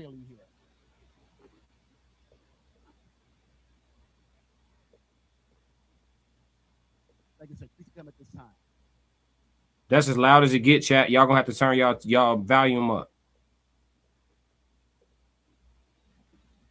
Here we go. Yes, Lord. If they play any music that seemed copywritten, I will be muting temporarily, but we here. We got the service rolling, y'all. Thank you, God. I found it, yo. Yo, I was having a hard time, Tez. I'm like, where they got it at, bro? Where everybody else getting it like from? It's got to be here somewhere. It's news, though, so we good. We don't have to worry about copyrights. We good. Jesus is mine. He's been my fourth man in the fire, time after Do your thing, Sco. Born of his spirit. Yeah, so just for the sake of not risking it with the music, Tez, we're gonna talk through this song respectfully. But yeah, man, the chat been wanting to hear from you. You're here now. Everybody dump the ones in the chat for Tez. You know, it's 333 with me. It's 111 with Tez. It's a lot of new faces in here. And make sure you subscribe if you're over there watching from the Tez down as well. Definitely subscribe to bro and hit that like button heavy. But where you at with it, Tez, man? Like, where your spirits at today? You know? I mean, for me, so this is for me. It's a little bit rough, only because I don't go to funerals. You know. You know, my background and everything about my family is there. People do go to funerals. I'm just not one of them. You know, me and my uncle and some of the rest of us believe that it's not what we should do. So this is a little bit rough for me, but at the same time, I understand paying your respects when it's time to pay your respects. We've been talking about this guy for over a week and a half, and to not also, pay our own respects would be a disservice. We're not trying to use somebody's misfortune for our own gain. I think it's in the best interest for us and everybody else to pay our respects and either move on or continue to try to investigate so justice is served in this country especially. And a lot of times you may not get justice in the court system, in the justice system, which is crazy that it's named that, you not being able to get justice in it. But what I will say is the court of public opinion, in my opinion, tends to be a lot more important on just about all matters, because the public are the ones that make the real decisions. When someone gets arrested, for example, and they get convicted of something, whether it's, positive or negative, whatever, the court of public opinion usually rules on them when they're free.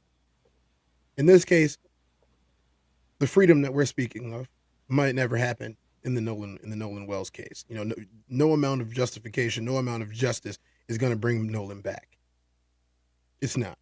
And that's what the service is for today, is to honor, remember, and have a homegoing for him. Celebrate his short life, the things that he accomplished, and the people that he touched in the way that made people care about him.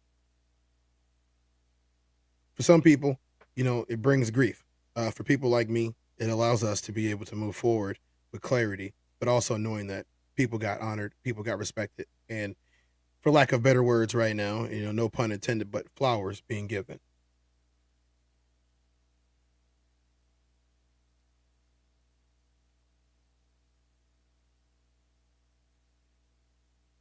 Oh, shoot, I'm on mute. Well stated, brother. Thank you. Well stated. Yeah, we're going to get into a lot of different discussion, I'm sure, throughout the course of this. I know a lot of people are here just to enjoy this or enjoy the celebration of life. And we are too. We'll all enjoy it together. But we are going to talk, and hopefully I did a good job of updating the people, while we were waiting on you to handle your business and also waiting on the funeral to start at the same time. Hopefully everybody got good updates out of it. The chat is very talkative today. Everybody's weighing in and has plenty to say, so it's good to see that people still feel, bro. Unfortunately, times like this show it the most, but it is good to see that people still feel. He's singing his heart out, boy. Let me play a little. It sounded like he was going to. He.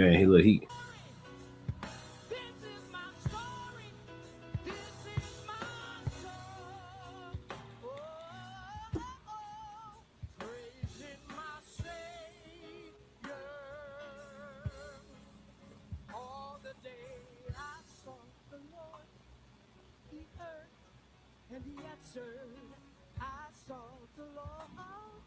He heard, and he answered, I sought the Lord. He heard, and he answered.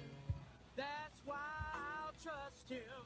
That blessed assurance, Jesus is mine. No problem, Monty.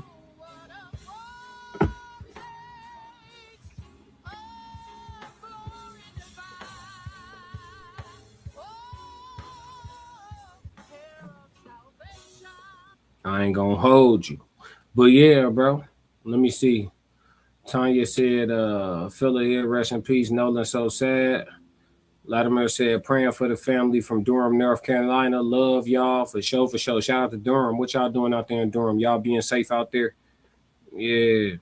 I've been here in the back. Oh, okay. I just saw your message, Tiz. My bad, gang. You good? Peggy Lopez said, for those who think racism doesn't exist, maybe you need to take the blinders off.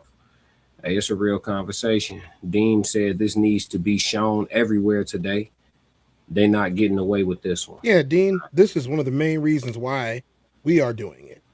Mm-hmm. Like, if it was about visibility, I had 45, 50 people in here, and I wasn't even on screen. I was taking care of some business.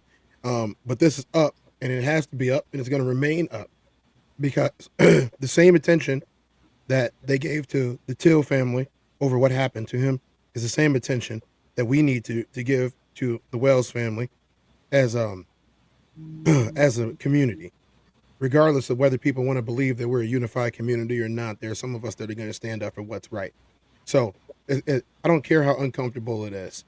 How uncomfortable is you think it is for a family who has to bury their 18-year-old son who never even got to have a legal drink with his father? Mm-hmm.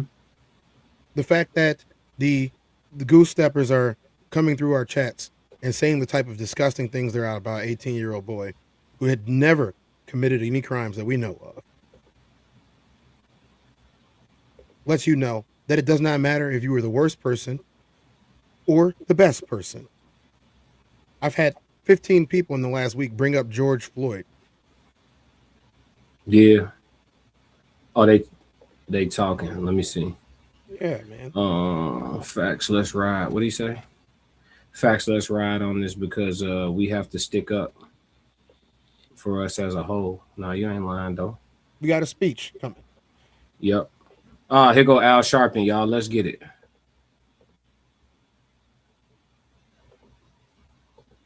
Dear God, we come this morning as humble as we know how. It's so low. We come to celebrate the life of this young man, Nolan Xavier Wells.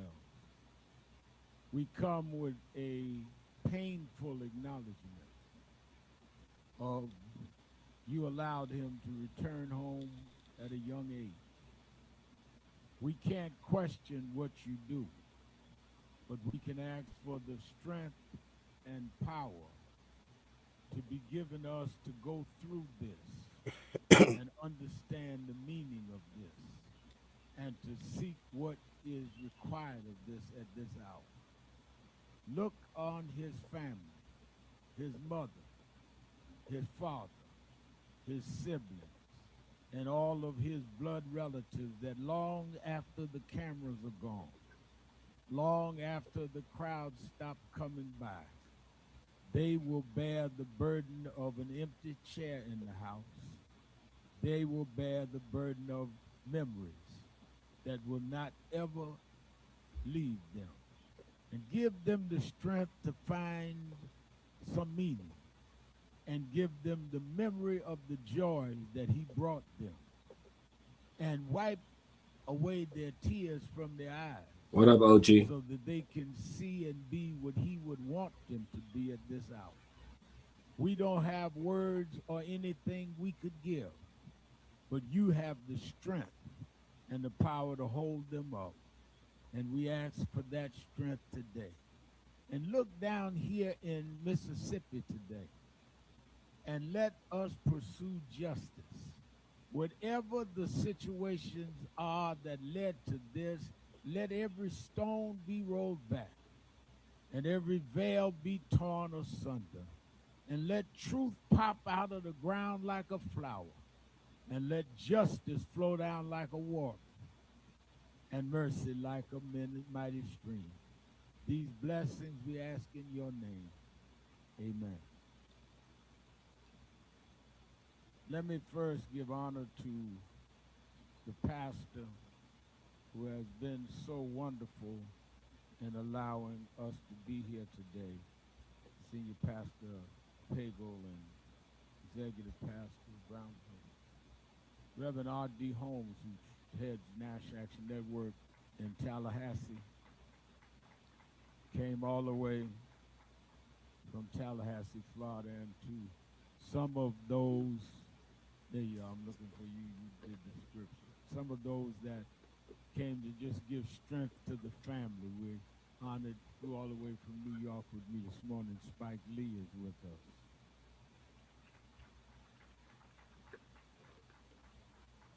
And the one and only T.O., Terrell Owens, wanted to be here with the family. In fact, if you look to your right, everybody look to your right, shake hands with that person because you are Elmer and Christian's special guest. Everybody, shake hands with the person to your right. So you can't say you were not special from the family. Everybody here.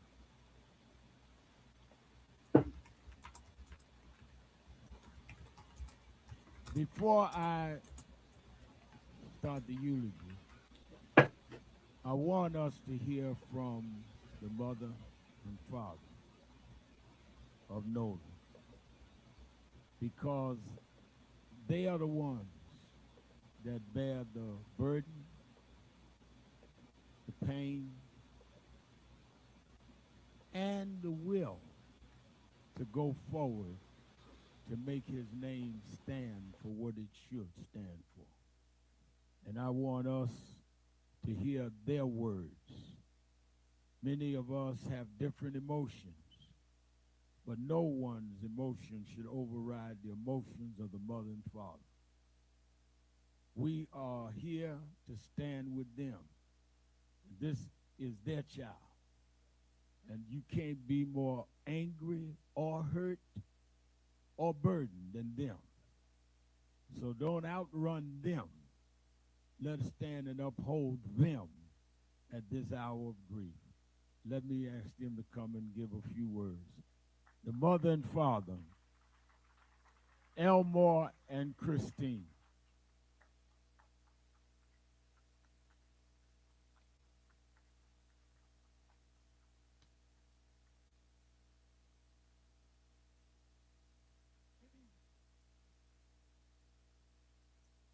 First, I want to give all thanks and honor and glory to God for choosing Elmore and me to be Nolan's parents.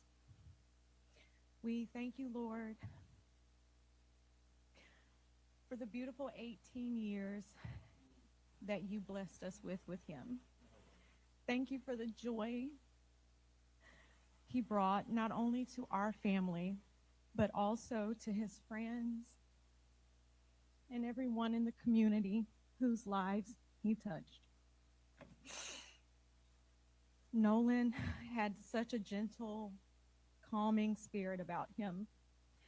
He had a way of making people feel seen, welcome, and valued.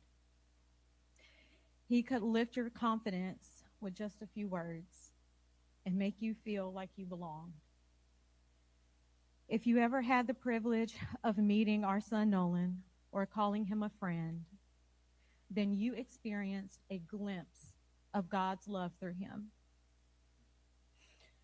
He was both protective and nurturing. He often told us that one day he wanted to have 3 daughters that he would name Sophia, Charlotte, and Olivia. He had a deep love for the Lord and an unwavering faith that was evident in the way he lived his life.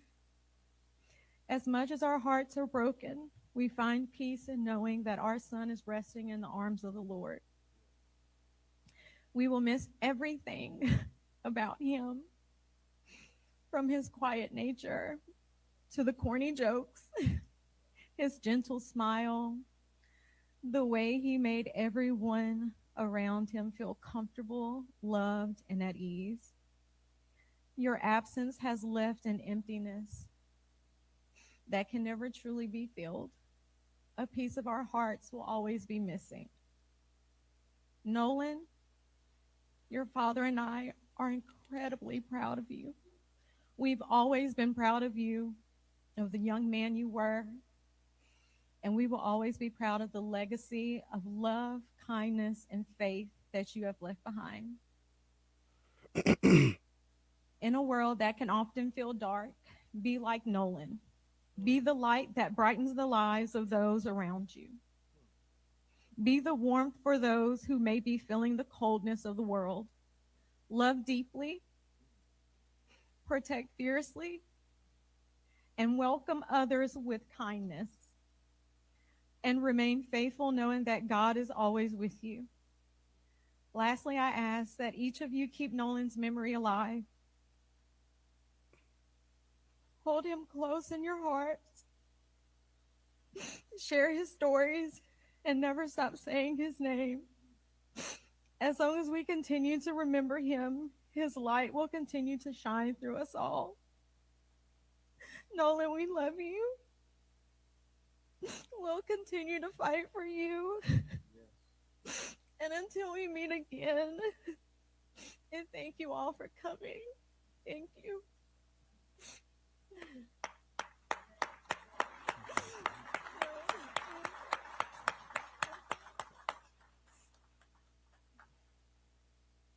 You guys gotta excuse me. I might be kind of all over the place a little bit.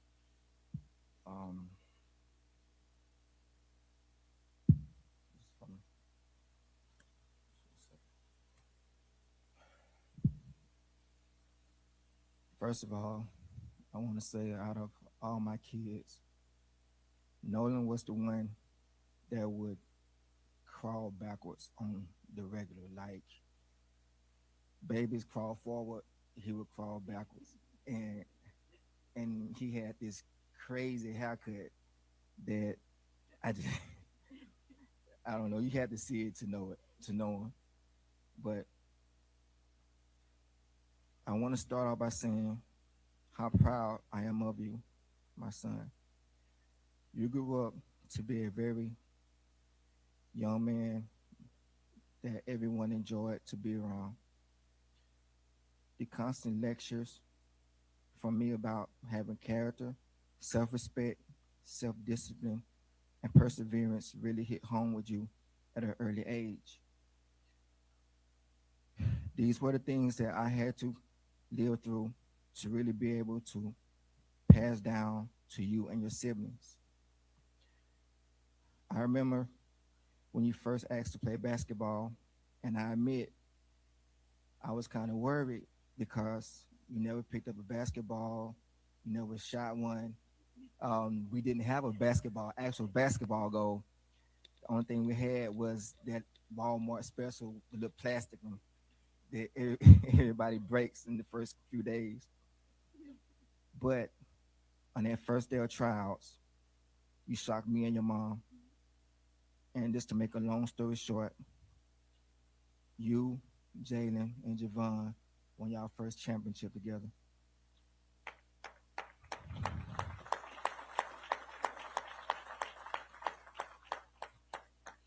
Middle school was even more exciting because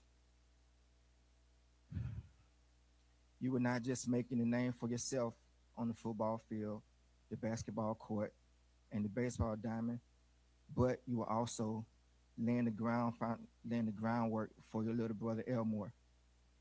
I nicknamed you Mr. Cool Hands because it seemed like you was catching a touchdown every game. You wanted to be the best. So I poured all my knowledge into you that I could by taking you to the gym to work out, taking you to the beach to do drills in the sand, teaching you how to watch film, how to study your opponent's strengths and weaknesses. And you carried these teachings all the way through high school and had an amazing run. Also, during that time, you made a lot of friends. You helped a lot of people and you became well liked by many. It really warmed me and your mother's heart when we would get a phone call or an email from a teacher talking about something that you did for a fellow student. All the teachers love Nolan. The day you came home from college, you came in the room and you asked me about training. You would always ask us or always tell us about things that you want to do for us. When you signed with a school, you want to do this and take me and your mother there. And I would always tell you that, son, you need to take it one day at a time. During this time, you trained, you worked out, the bond with your younger siblings grew stronger because they looked up to you for motivation, especially your younger brother, which played the same position that you did. You guys' competition, Cannon, Nolan loves you, and he wanted you to do just as good as he did. Ethan, the same way. Even though you weren't a receiver, he wanted you to do great things. Carly, Jaden, with you guys being the oldest, he wanted the best for you guys. And I know that he would have did anything he could to make you guys happy. I just want to say thank you all for coming out. Thank you all for coming out and celebrating our son. Nolan meant a lot to a lot of people. And today it just shows us how much he meant to the community, to the country, and to the world. Thank you guys again for coming out. We appreciate it.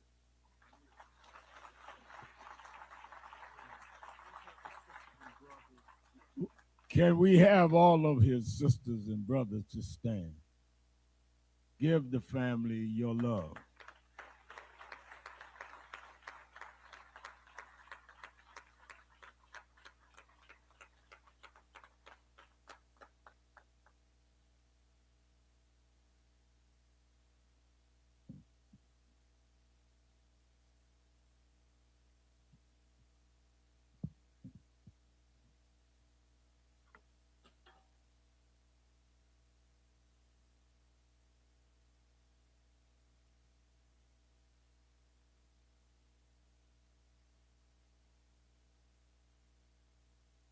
James Wellborn is here, the father of Sonia Massey. We appreciate him being here.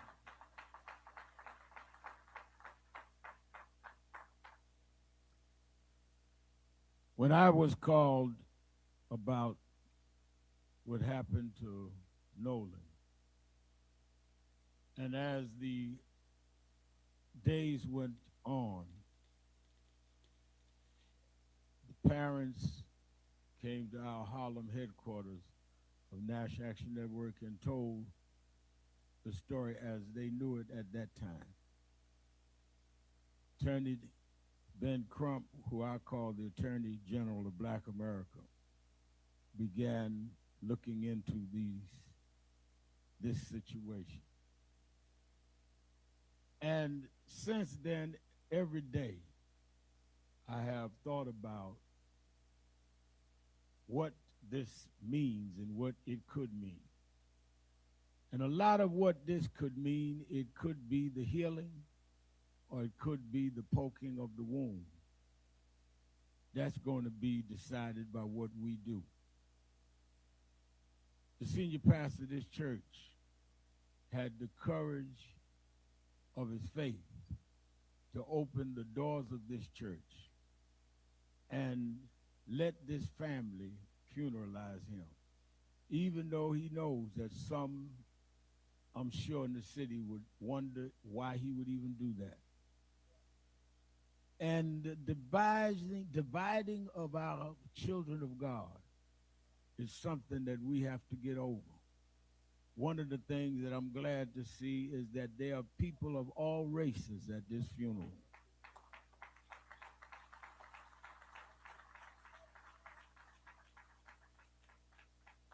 And there are people of all ages. All whites are not a racist, and all blacks are not angry. Somewhere in the middle, we've got to meet and find what is just and fair. And that is why we want to celebrate Nolan, and at the same time say we want a full and thorough investigation.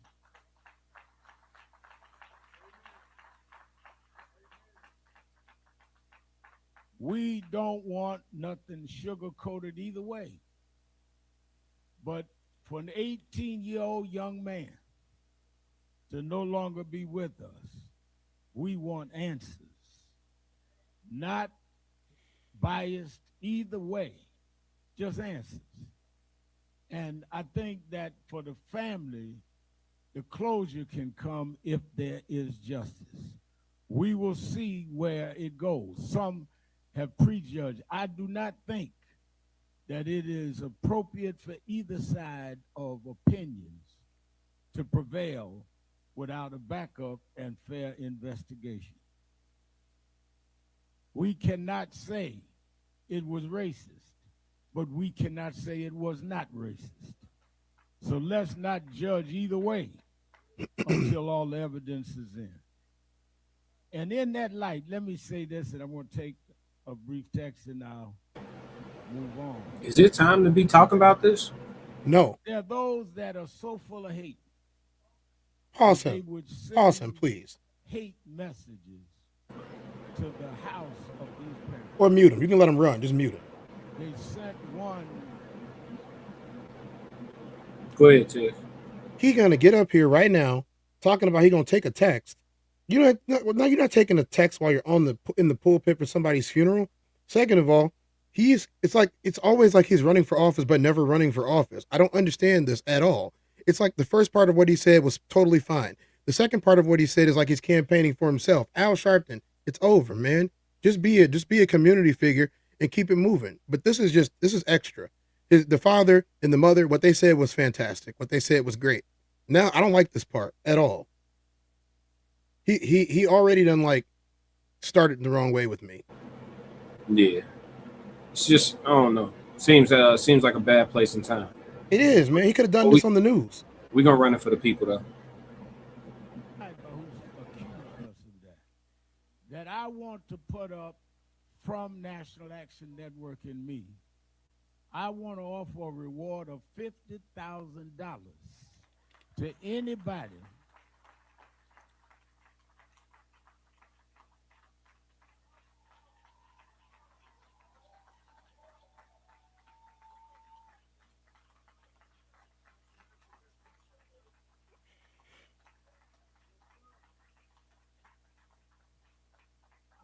I want to put a reward up for $50,000 for anybody that could give the information that will lead to an arrest and a conviction in the case of what happened.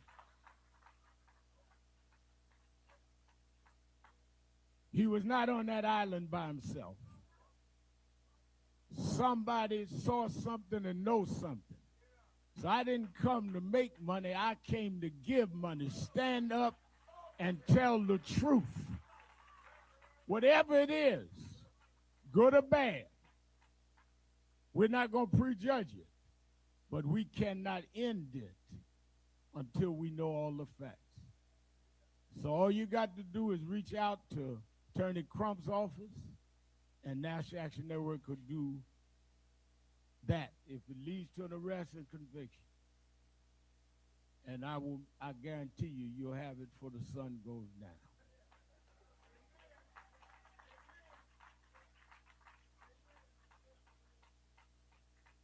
I want to thank Tyler Perry, who has paid for the funeral. We didn't call him. He called me and said, I want to pay for that. I want to thank Byron Allen and others that have contributed, some that don't even want their name called. I was thinking as a scripture in Genesis, the 4th chapter, that passage that starts at the 2nd verse said, and again she bore his brother Abel. Now Abel was a keeper of sheep, and Cain a worker of the ground. In the course of time, Cain brought unto the Lord an offering of fruit of the ground. And Abel also brought of the firstborn of his flock, and their fat portions. And the Lord had regard for Abel and his offering. But for Cain and his offering he had no regard. So Cain was very angry, and his face fell. The Lord said to Cain, why art thou angry? And why has your face fallen? If you do well, will you not be accepted? And if you do not do well, sin is crouching at the door. Its desire is contrary to you, but you must rule over it. Cain spoke to Abel, his brother. And when they were in the field, Cain rose up against his brother and killed him. Then the Lord said to Cain, where is Abel your brother? And he said, I do not know. Am I my brother's keeper? And the Lord said, what have you done? The voice of your brother's blood is crying to me from the ground. May God add a blessing to the reading of his word.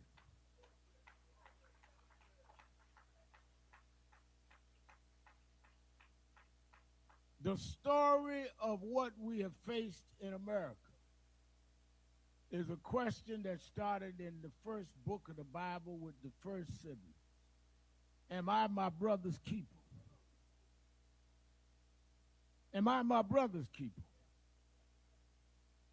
Or will we, out of some emotions, some anger, some jealousy, some envy, maybe some bigotry, decide rather than deal with building up the beauty that God put in us, that we will harm our brother and that we will harm our sister, and through some malice try to hide it? But the Bible says that the victim's blood cried from the ground. I hear this morning Nolan's blood crying from the ground.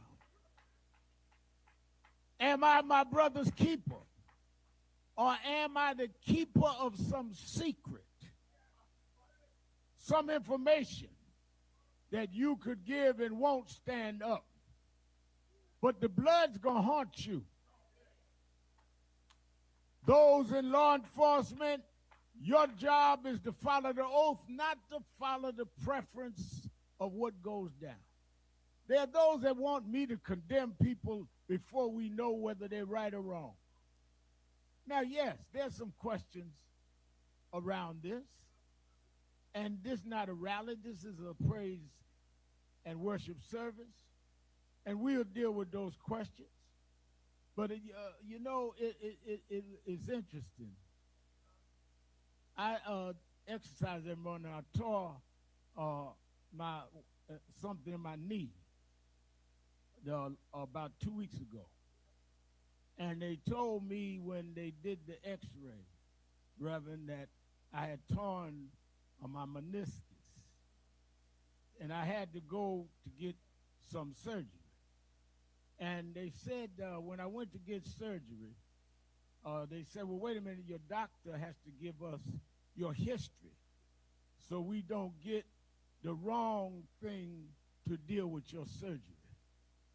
So the medication you may have and the what you have to do to recoup and the exercise you have, we got to base that on your medical history. Well, the reason why what's happened to Nolan under unquestioned, unanswered questions, gone, phone and keys found 2 days later. You don't tell nobody you had the phone or the keys. When you confronted, you first tell another story. Then when they finally get the phone and the keys, there are things erased from the phone. There's just too many unanswered questions. Somebody saying that he told us he was leaving the island. So I don't know, an 18-year-old. Hey, he out of pocket, gang.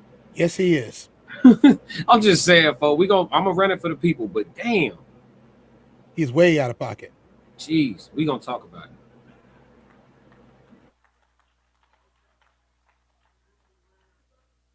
So we just raising the questions. Where is my brother? He went out with y'all. He came back not with the where is my brother?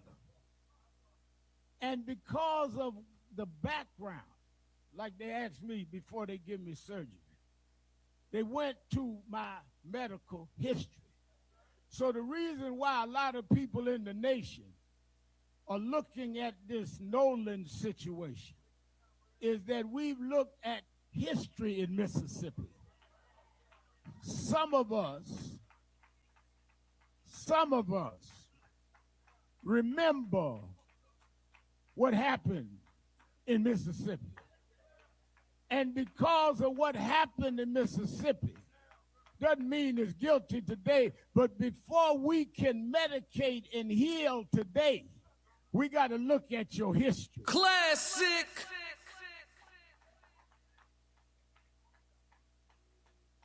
Because history will decide, can you handle the medication?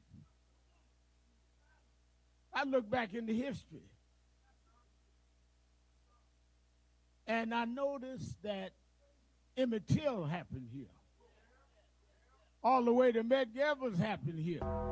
Based on the history, we got to be able to dig deep. We can't have people in law enforcement saying there was no foul play before an investigation. We got to look at the history.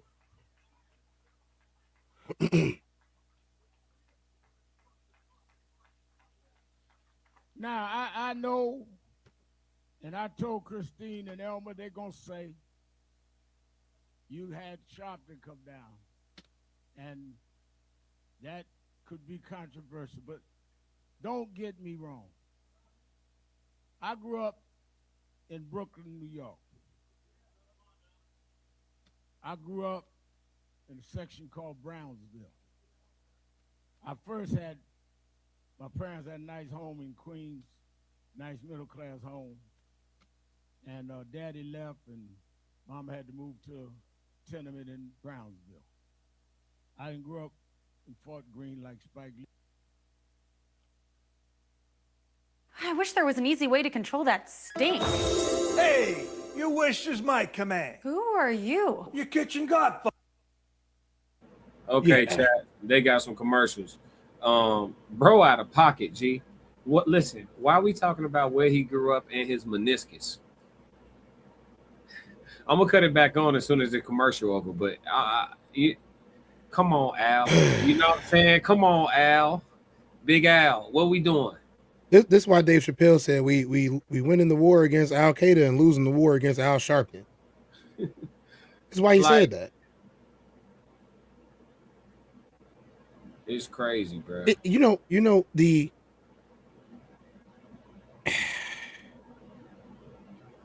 Martin Luther King Jr. grifters that are out there in the wake of his passing are still going today. And yes, sometimes they do good for the community, but more times than not, they do this. I just have a thing about shutting up all the old people. What you up? I can't stand it. The old people start talking, and I immediately want to like put something in my ear so I don't have to hear them. The chat is not rocking with it at all, bro. No, they feel the same way that we do. They feel the same way that we do. That there's a guy out here who is now grifting in front of a dead boy and his parents, who just cried in front of everybody and gave some heartfelt, actual statements about who he was as a person. We did a show the other night called "Who Was Nolan Wells?" We got a lot of insight from his family about who he really was. This is a homegoing ceremony. This is a grieving ceremony for all the people who knew him and the people who have become attached to this incident. The same as the way the people got attached to Emmett Till. I hate how Al Sharpton would say one good thing and three terrible ones. It's not right, man. It looked like the site kicked me off the video, so I'm trying to get it started back up. Give me a second. You good though? Say your piece. And then we have these 75 and 80-year-old and 85-year-old customers deserve your best who product are continually and service in positions of every power single or time. authority or respect, And so do ours. and they misuse it. And it's like, instead of trying to bring the next generation up, it's like put the spotlight on me and let y'all talk about me. And I'm not saying that, it's not human nature to want to have the spotlight or to want it to be on you, but routinely the younger generations pay for the older generation's inability to understand them.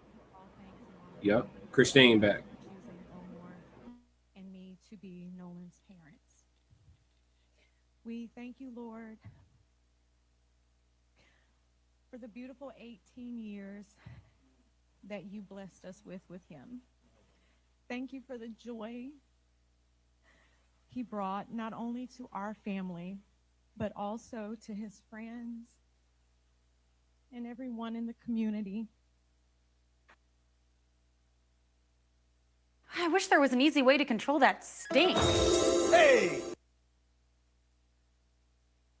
I'm putting something in your back chat in a second, okay? If this keeps Yeah, happening. this can't be it. I'm trying to make sure we live. It looked like it started us from the beginning. They did. Don't worry, I got you, bro. Just keep on talking. For sure. I'm just waiting for this ad to end. I might be able to get you a better stream anyway. I don't know why they emasculating this white man, but it is what it is. I mean, he signed up for it. Yeah, this keep kicking me to something else. Hold on, let me. It's already out there. I got something for you. Don't worry. Yeah, Rain sent me a link too. Hold on, let me see something. Yeah, that's the one I was trying to give you. Yeah, we finna get. I got it already. It's all right. Cool. All right, we Gucci. Hold on, let me get it pulled up real quick. We good. This is what collaboration really looks like, y'all. It's two people working together to make things happen for each other. Got it. Ben Crump talking. Here we go. That's right. Justice for Nolan Wells. Now let's say it so his family will know that they are not alone. Justice for Nolan Wells. Thank you. I stand before you with a plea for justice. I'm so grateful that Reverend Al Sharpton, America's civil rights leader, did not think it robbery to stand with Christine and Elmo and all of their family, to let them know that despite what some people may say or do that is so insensitive, so disrespectful, so inhumane, while you all are grieving the worst loss that any parent could have, that people from New York, people from Los Angeles, people from Chicago, Detroit, London, Paris, all over the world has been calling Nolan Wells' name. Justice for Nolan Wells. I am so very grateful, Reverend Al, Reverend Toon, that we have a great team of lawyers and investigators, because it's always a team effort. As I heard Elmo often talk about, T.O., Nolan was a great teammate. And everybody who's ever played on a team and who has been successful in their endeavor understands that you're only as good as your teammates are. So I want to just acknowledge Attorney Lisa Park, Attorney Eric Hertz, Attorney Gary Buffkin, Attorney Carlos Moore, Attorney Camila Moore, and all those great paralegals and investigators and activists. All the people who are encouraging people to call and give us information so we can get to the truth of what happened to Nolan Wells. We want to thank you all. It matters. It matters. We're on a ferocious search for the truth, the whole truth, and nothing but the truth. So help me God. And so it is very important that you all understand our legal team. And we have these great co-counsels, but Reverend Al, we're all co-counsels. Anybody who's seeking the truth for what happened to Nolan Wells, I want you all to know that you all are our co-counsels. Amen? Y'all all our co-counsels. And on this legal team, we stand for truth, no matter who it implicates or exonerates. We stand for justice, no matter who it convicts or who it acquits. We stand for transparency, because we don't need law enforcement to narrate, because we want transparency, because we can see. We don't need them to tell us what they think. And that's why we need all of you to encourage people who were on Horn Island on July 4th. If you took a picture, if you have a video, if you have Snapchat, if you have anything, we are pleading on behalf of Elmo, and especially on behalf of Christine. As she said, any parent will want the answers as to what happened to their child. They went out on the boat came back, and Nolan washed up on the shore 2 days later dead. Wouldn't you want answers? Wouldn't you want transparency? Wouldn't you want the truth? When you want justice? I mean, is that so much to ask? I think so much about Reverend Al and all these cases where we champion the cause for justice, whether it was any number of young people. I think about Trayvon Martin. I think about Michael Brown. I think about Breonna Taylor. I think about Botham Jones. I think about Stephon Clark. I think about Sonia Massey. I think about so many of our children that were taken from us in highly questionable circumstances. And all the time when Reverend Al and NAACP and leaders show up to say, hold on, we want answers. We want answers because we love our children just like you love your children. Our tears are just as painful as your tears. Our pain hurts just as much as your pain. So whatever you would do for your children, if they were on that boat on Horn Island on July 4th, we want you to do it for Nolan Wells. Whatever investigation you would give for your children, we want you to do it for Nolan Wells. whatever searches you would do on people's phones for your children, we want you to do that for Nolan Wells. Do it for Nolan Wells. Because really, if we're thinking like co-counsels, understand that Nolan Wells was the son of Christine and Elmore, but he really was all of our sons. Because if something this tragic could happen to their son, it can happen to your children. So we all have to stand up together and say we're fighting for justice for Nolan Wells because he is our son too. And they want us to be quiet. Reverend Al, Reverend Holmes, they want us, Crump, won't y'all just go ahead and, we already told you it was no foul play. What do you keep making so much noise? Well, until we get answers, until we get to truth, until we get to justice, we're going to stand up and we're going to keep ringing the justice bells for Nolan Wells. We're going to ring the justice bells for Nolan Wells here in Mississippi. We're going to ring the justice bells for Nolan Wells in the United States of America. We're going to ring the justice bells for Nolan Wells all over the world because Nolan life mattered. Nolan's life mattered. Nolan's life mattered. Nolan's life mattered. Nolan's life mattered. Nolan's life mattered. Nolan's life mattered. Nolan's life mattered. Nolan's life mattered. Nolan's life mattered. Nolan's life mattered.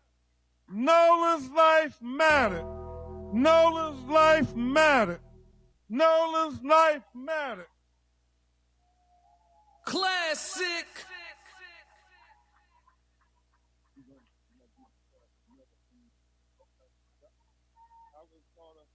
Christine, can you all come up with this one last time? Y'all understand, really, on our feet to say Nolan life mattered. Because as Reverend Al said, at some point, the cameras are going to go away. The crowds are going to go away. The government investigation going to go away.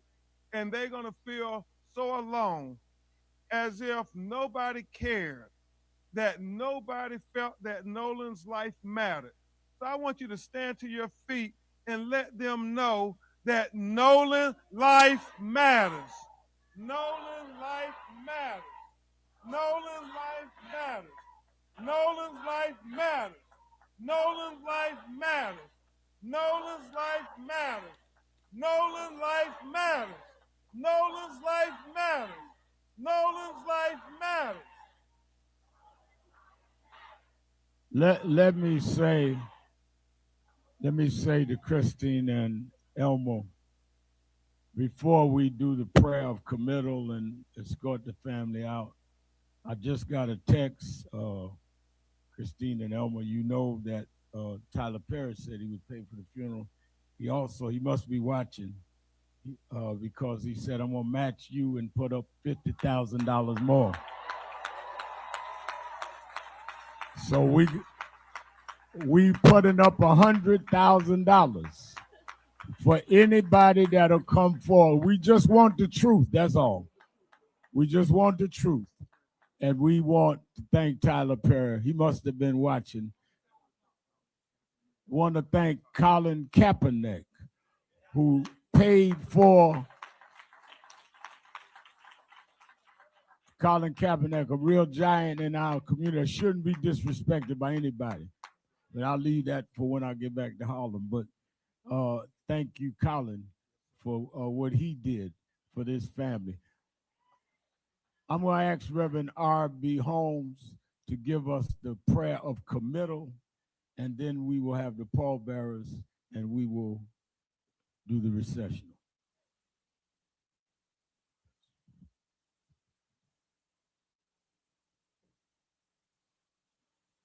Now may God, in his providential care,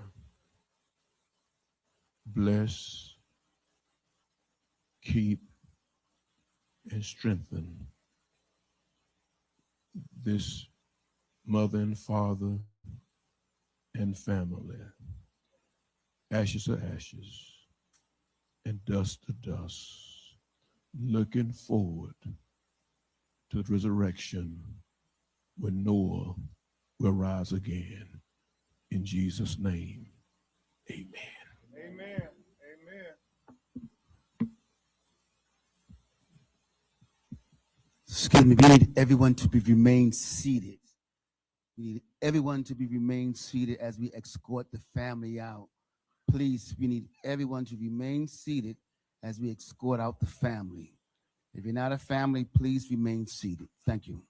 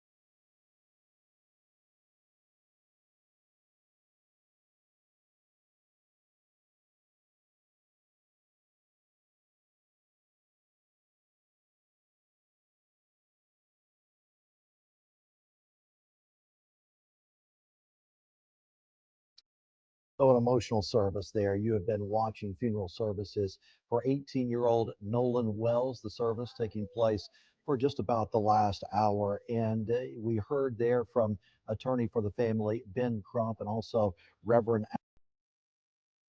Okay, we can do our own analysis. We don't need him. Beautiful words from his mother and father. You know, again, we give our sincerest condolences from the human experience. We give our sincerest condolences to Christine and Elmer Wansley and the siblings and direct family of Nolan Xavier Wells. Today it was requested by his mother that this be a celebration of life. We're gonna do our best to be celebratory. Seemed like the services took a bit of a hard left. I knew that some part of it would be political, you know what I mean, or case based, but I didn't know it would turn into such a theater. But maybe they feel that it's the most necessary thing to do in regards to making progress because they have a lot of eyes on them at one time right now. And a random press conference on like just a ordinary Tuesday may not get the same amount of attention. So maybe they felt like attention wise, this was the best place and time to get that off. But that's got to be tough, on the parents. What you think, Tez?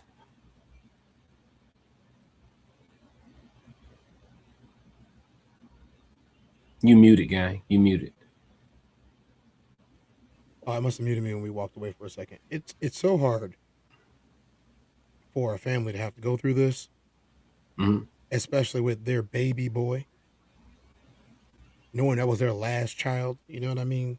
It's hard to go through this. It is. It makes it worse when people make a spectacle of your emotional pain, of a situation that's never going to be healed. It's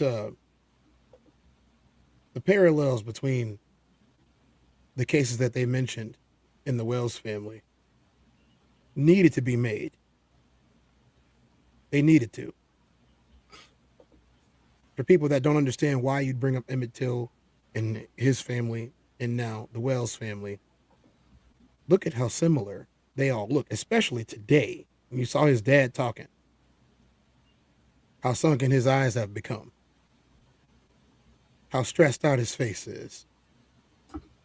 The mothers aging at rapid rates in a couple of weeks because of the stress, the pain, the hurt. Obviously, what the attorney said was true. Justice has not been served. There's way more information out there. The fact that so much of this is behind closed doors and people have not come forward makes me think that there's a conspiracy. Where there's smoke, there's fire. And I'm pretty sure we can say it's kind of hazy. Yeah.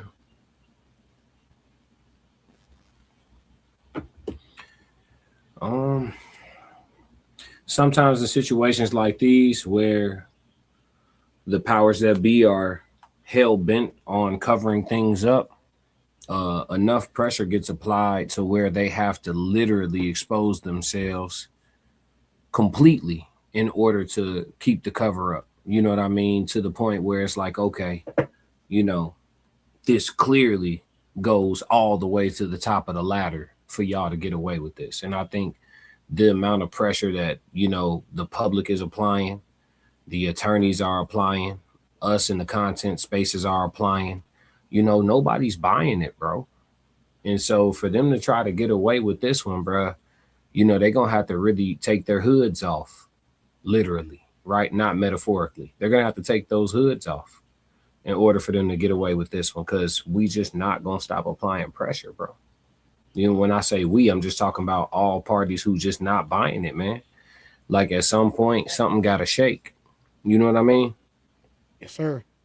So, yeah, we had a lot of people in the chat, Obviously, you know, too many for us to, absolutely way too many for us to read.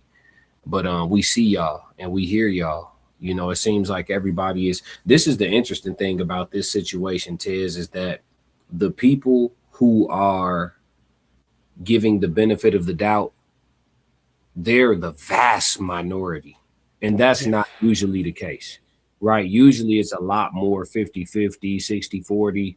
But I mean, literally, like even in the chat today, the moderators haven't had to do like a whole lot. There's not a ton of trolling, bro. Like majority of people, color aside, they're not buying this one, bro. You know what I mean? Obviously, we're talking about the majority of people who are weighing in, not the majority of people in general, because there's a lot of people who feel nothing and they not saying nothing either. You know what I mean? Yeah. So, but of the people who are talking and being vocal in comment sections and in chats and on live streams and on panels, you know, mostly everybody is not buying the we don't know what happened and perhaps he drowned. Like nobody's buying it. No, nobody's buying it. If it was as simple as that, let's just say this. If it was simple as someone drowning, we would not be here. Facts. If it was that simple, we wouldn't be here. Facts. They don't drag these things out unless there's something wrong. This is not just a parents grieving over what they think is an accident. I have witnessed personally hundreds of families grieve. Hundreds over the loss of somebody that was younger. Hundreds. I'm sure you have as well. Yep. It has never been dragged out simply because they have the inability to grieve. That is not what this is. I believe at the beginning of this, the family was on board with an investigation and the search efforts and everything like that. And then once they saw him, they disagreed. Yep. If you notice, the whole case took a crazy turn after they saw him. After they got back his property, after the GPS records came out, after the police stopped talking to them. Because that's what happened. They stopped communicating with the family. Why would they do that unless there's a problem? It's a very unfortunate situation. Yeah. And it's sad that even in death, there's so many that never get the justice that they deserve, and their families don't get the justice for them either. It's horrible. I caution people to put themselves in the shoes of the family. This isn't about just crime. This isn't about just race.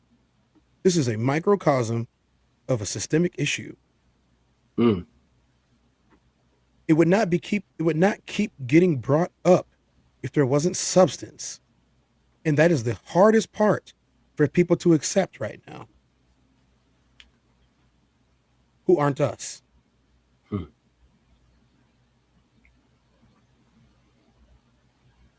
Yeah, man.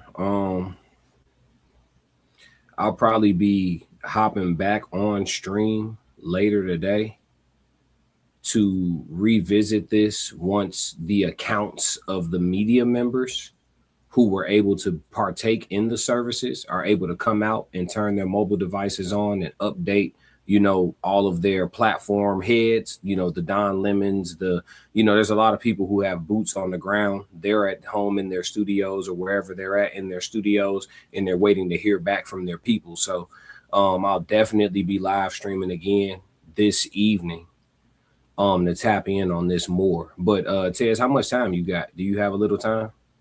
I got like 2 hours. You want to take a few calls from the people? Yeah, do it. All right, I'm gonna drop the link, man. Anybody want to come up and give any type of sentiments or whatever the case may be? I'm gonna put the StreamYard link in here. You guys don't have to show your faces if you don't want to. You can just have the camera off and mic up and just talk, or if you want to cam up, it's completely up to you. The link is in the chat right there. The StreamYard link is available in the chat right there for anybody who wants to come up and say their piece or whatever the case may be in regards to Nolan Xavier Wells. Disrespect will be discarded and disregarded with the quickness. So, I mean, if you plan on trying to get one off, you know what I mean, don't even waste your time. Al Capone said, we was kangs and sheets. I don't know what that means. That's a racist meme. Just go ahead and get rid of him. I ain't got time for this today. You talking about Al Capone? Yeah, it's a racist meme. Just get rid of him. He gone. Say no more. He gone.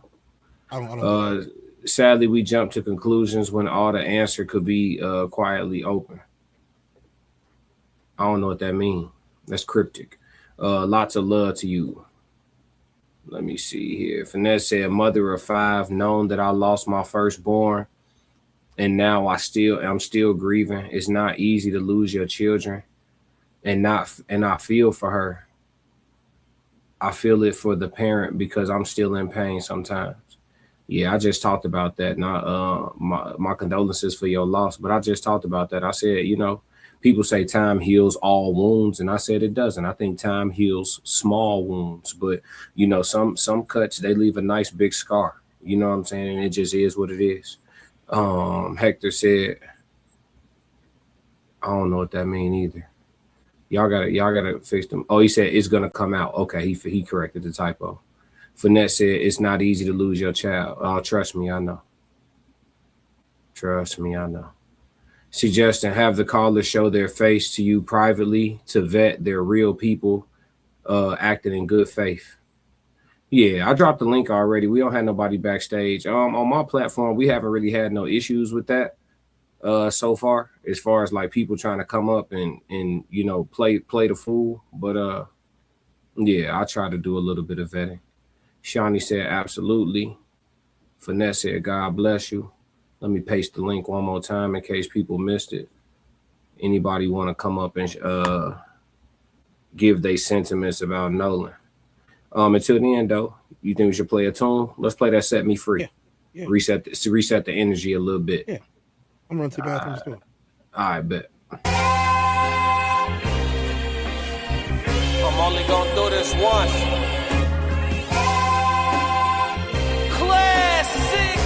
Lord God, anything attached to me that could be holding me down and keeping me from my ascension.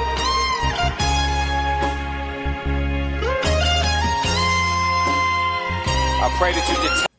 Hey, for y'all in the chat, I saw a few of y'all say that in the chat. A few of y'all said that it seems like they were hinting that they know there was foul play. For those of y'all in the chat that said that, because I saw a few of y'all saying that throughout the service when Al was speaking and also when Ben was speaking. Can y'all tell me what y'all heard that made y'all feel like that? Because I don't know if I was getting that from what they were saying. It almost made me feel like this is just my take, and I'm not trying to have a debate, but I just want to understand what y'all heard.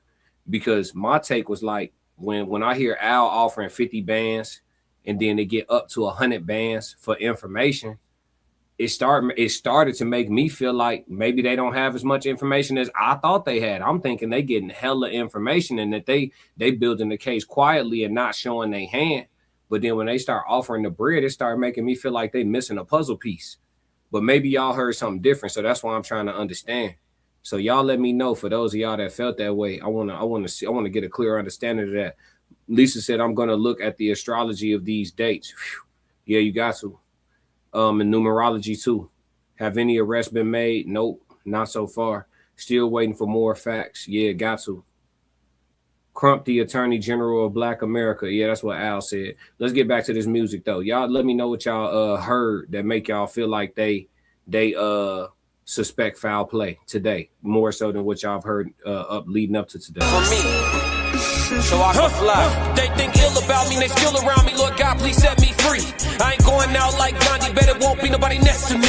Cause I'm watching the people I'm loving the closest way more than the people I don't. Cause the people that hurt me the most in this life be the people that's locked in my phone. They made a mistake, I gave them some grace. I make a mistake and they won't do the same. People be dishing out what they can't take and they take what they cannot get back to the game. I'm unforgiving cause I'm unforgetting. I harbor resentment, I know what you did me. I am not Jesus, it ain't no repentance when I'm on a mission and moving relentless. Been here before, I know the feeling. Think it's forever, the end to be chilling. Mike Jackson, my life is a thriller. Close to midnight, I turn to the villain. Boundaries over sparing your feelings. Sebastian gone, you can cry me a rip. To be great, you gon' have to be different. When you say it, they gotta know that you meant it. Long as your actions match your diction, people gon' know that you standing on business. A lot of experiences come with this wisdom. I'm only giving you what I've been living.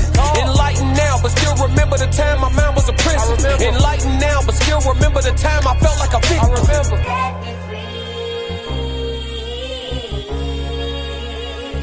Huh? Talk. Enlightened now, but still remember the time I felt like a victim. Thank you, Shawnee. Classic.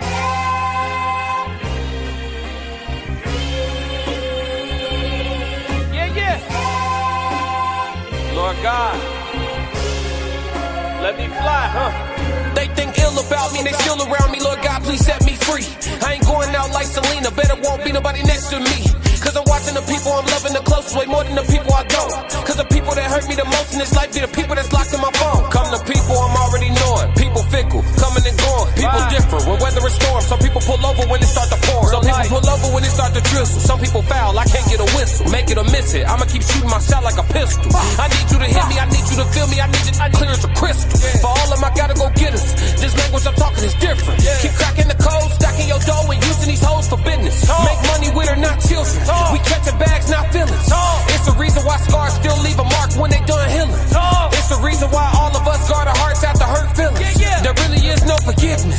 There really is no forgetting. It's happening for you, not happening to you. Just stay on the mission. Set me free. It's happening for you, not happening to you. Just stay on the mission. Set me free.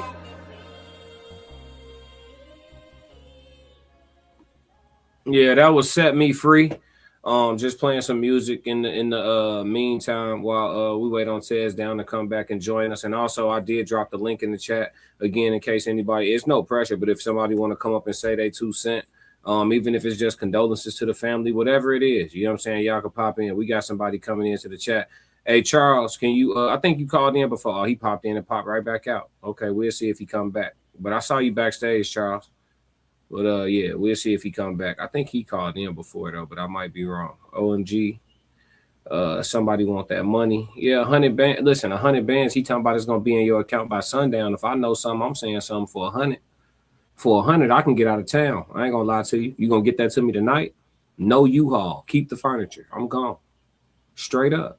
For 100 cold cash, nigga, I'm gone. Straight up, I'm telling you, everything I saw was him, and him. Yup, they bogus. They threatened all of us, told us if we talked that we wasn't never gonna walk, all that. I'm telling the whole thing. And I'm agreeing to testify. Just let me get gone. All right, Charles, can you show me, can you cam up real quick backstage just so I can verify you? All right, bet. You can go back off cam. I see you. What up, brother? Talk to me. I'm gonna say this. I was on your show about 2 weeks ago.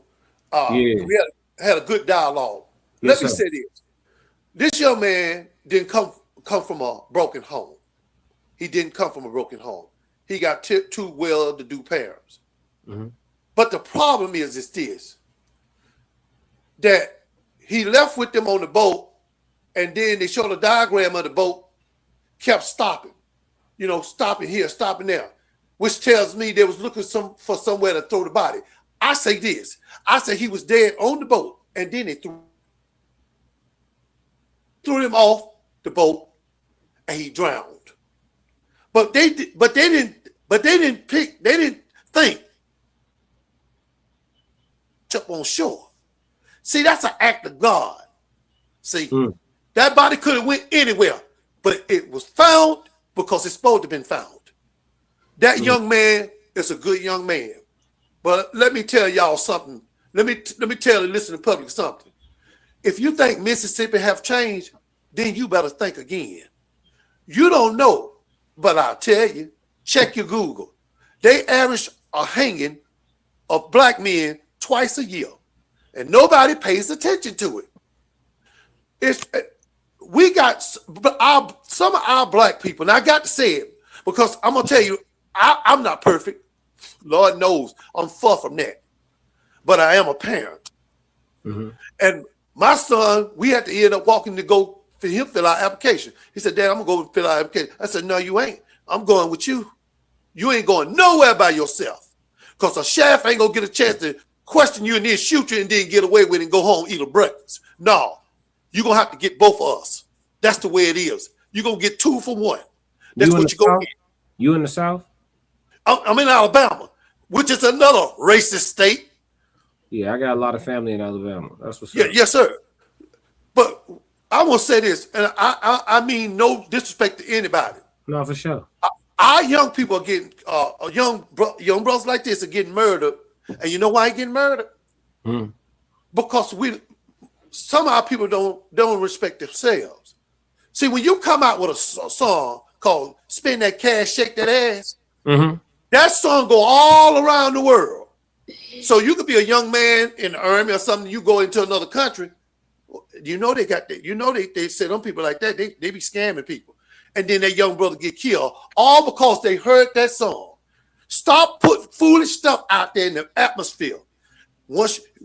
If you don't get along and you don't want to stand together and get along as FBA, Foundation of Black Americans, then don't come outside.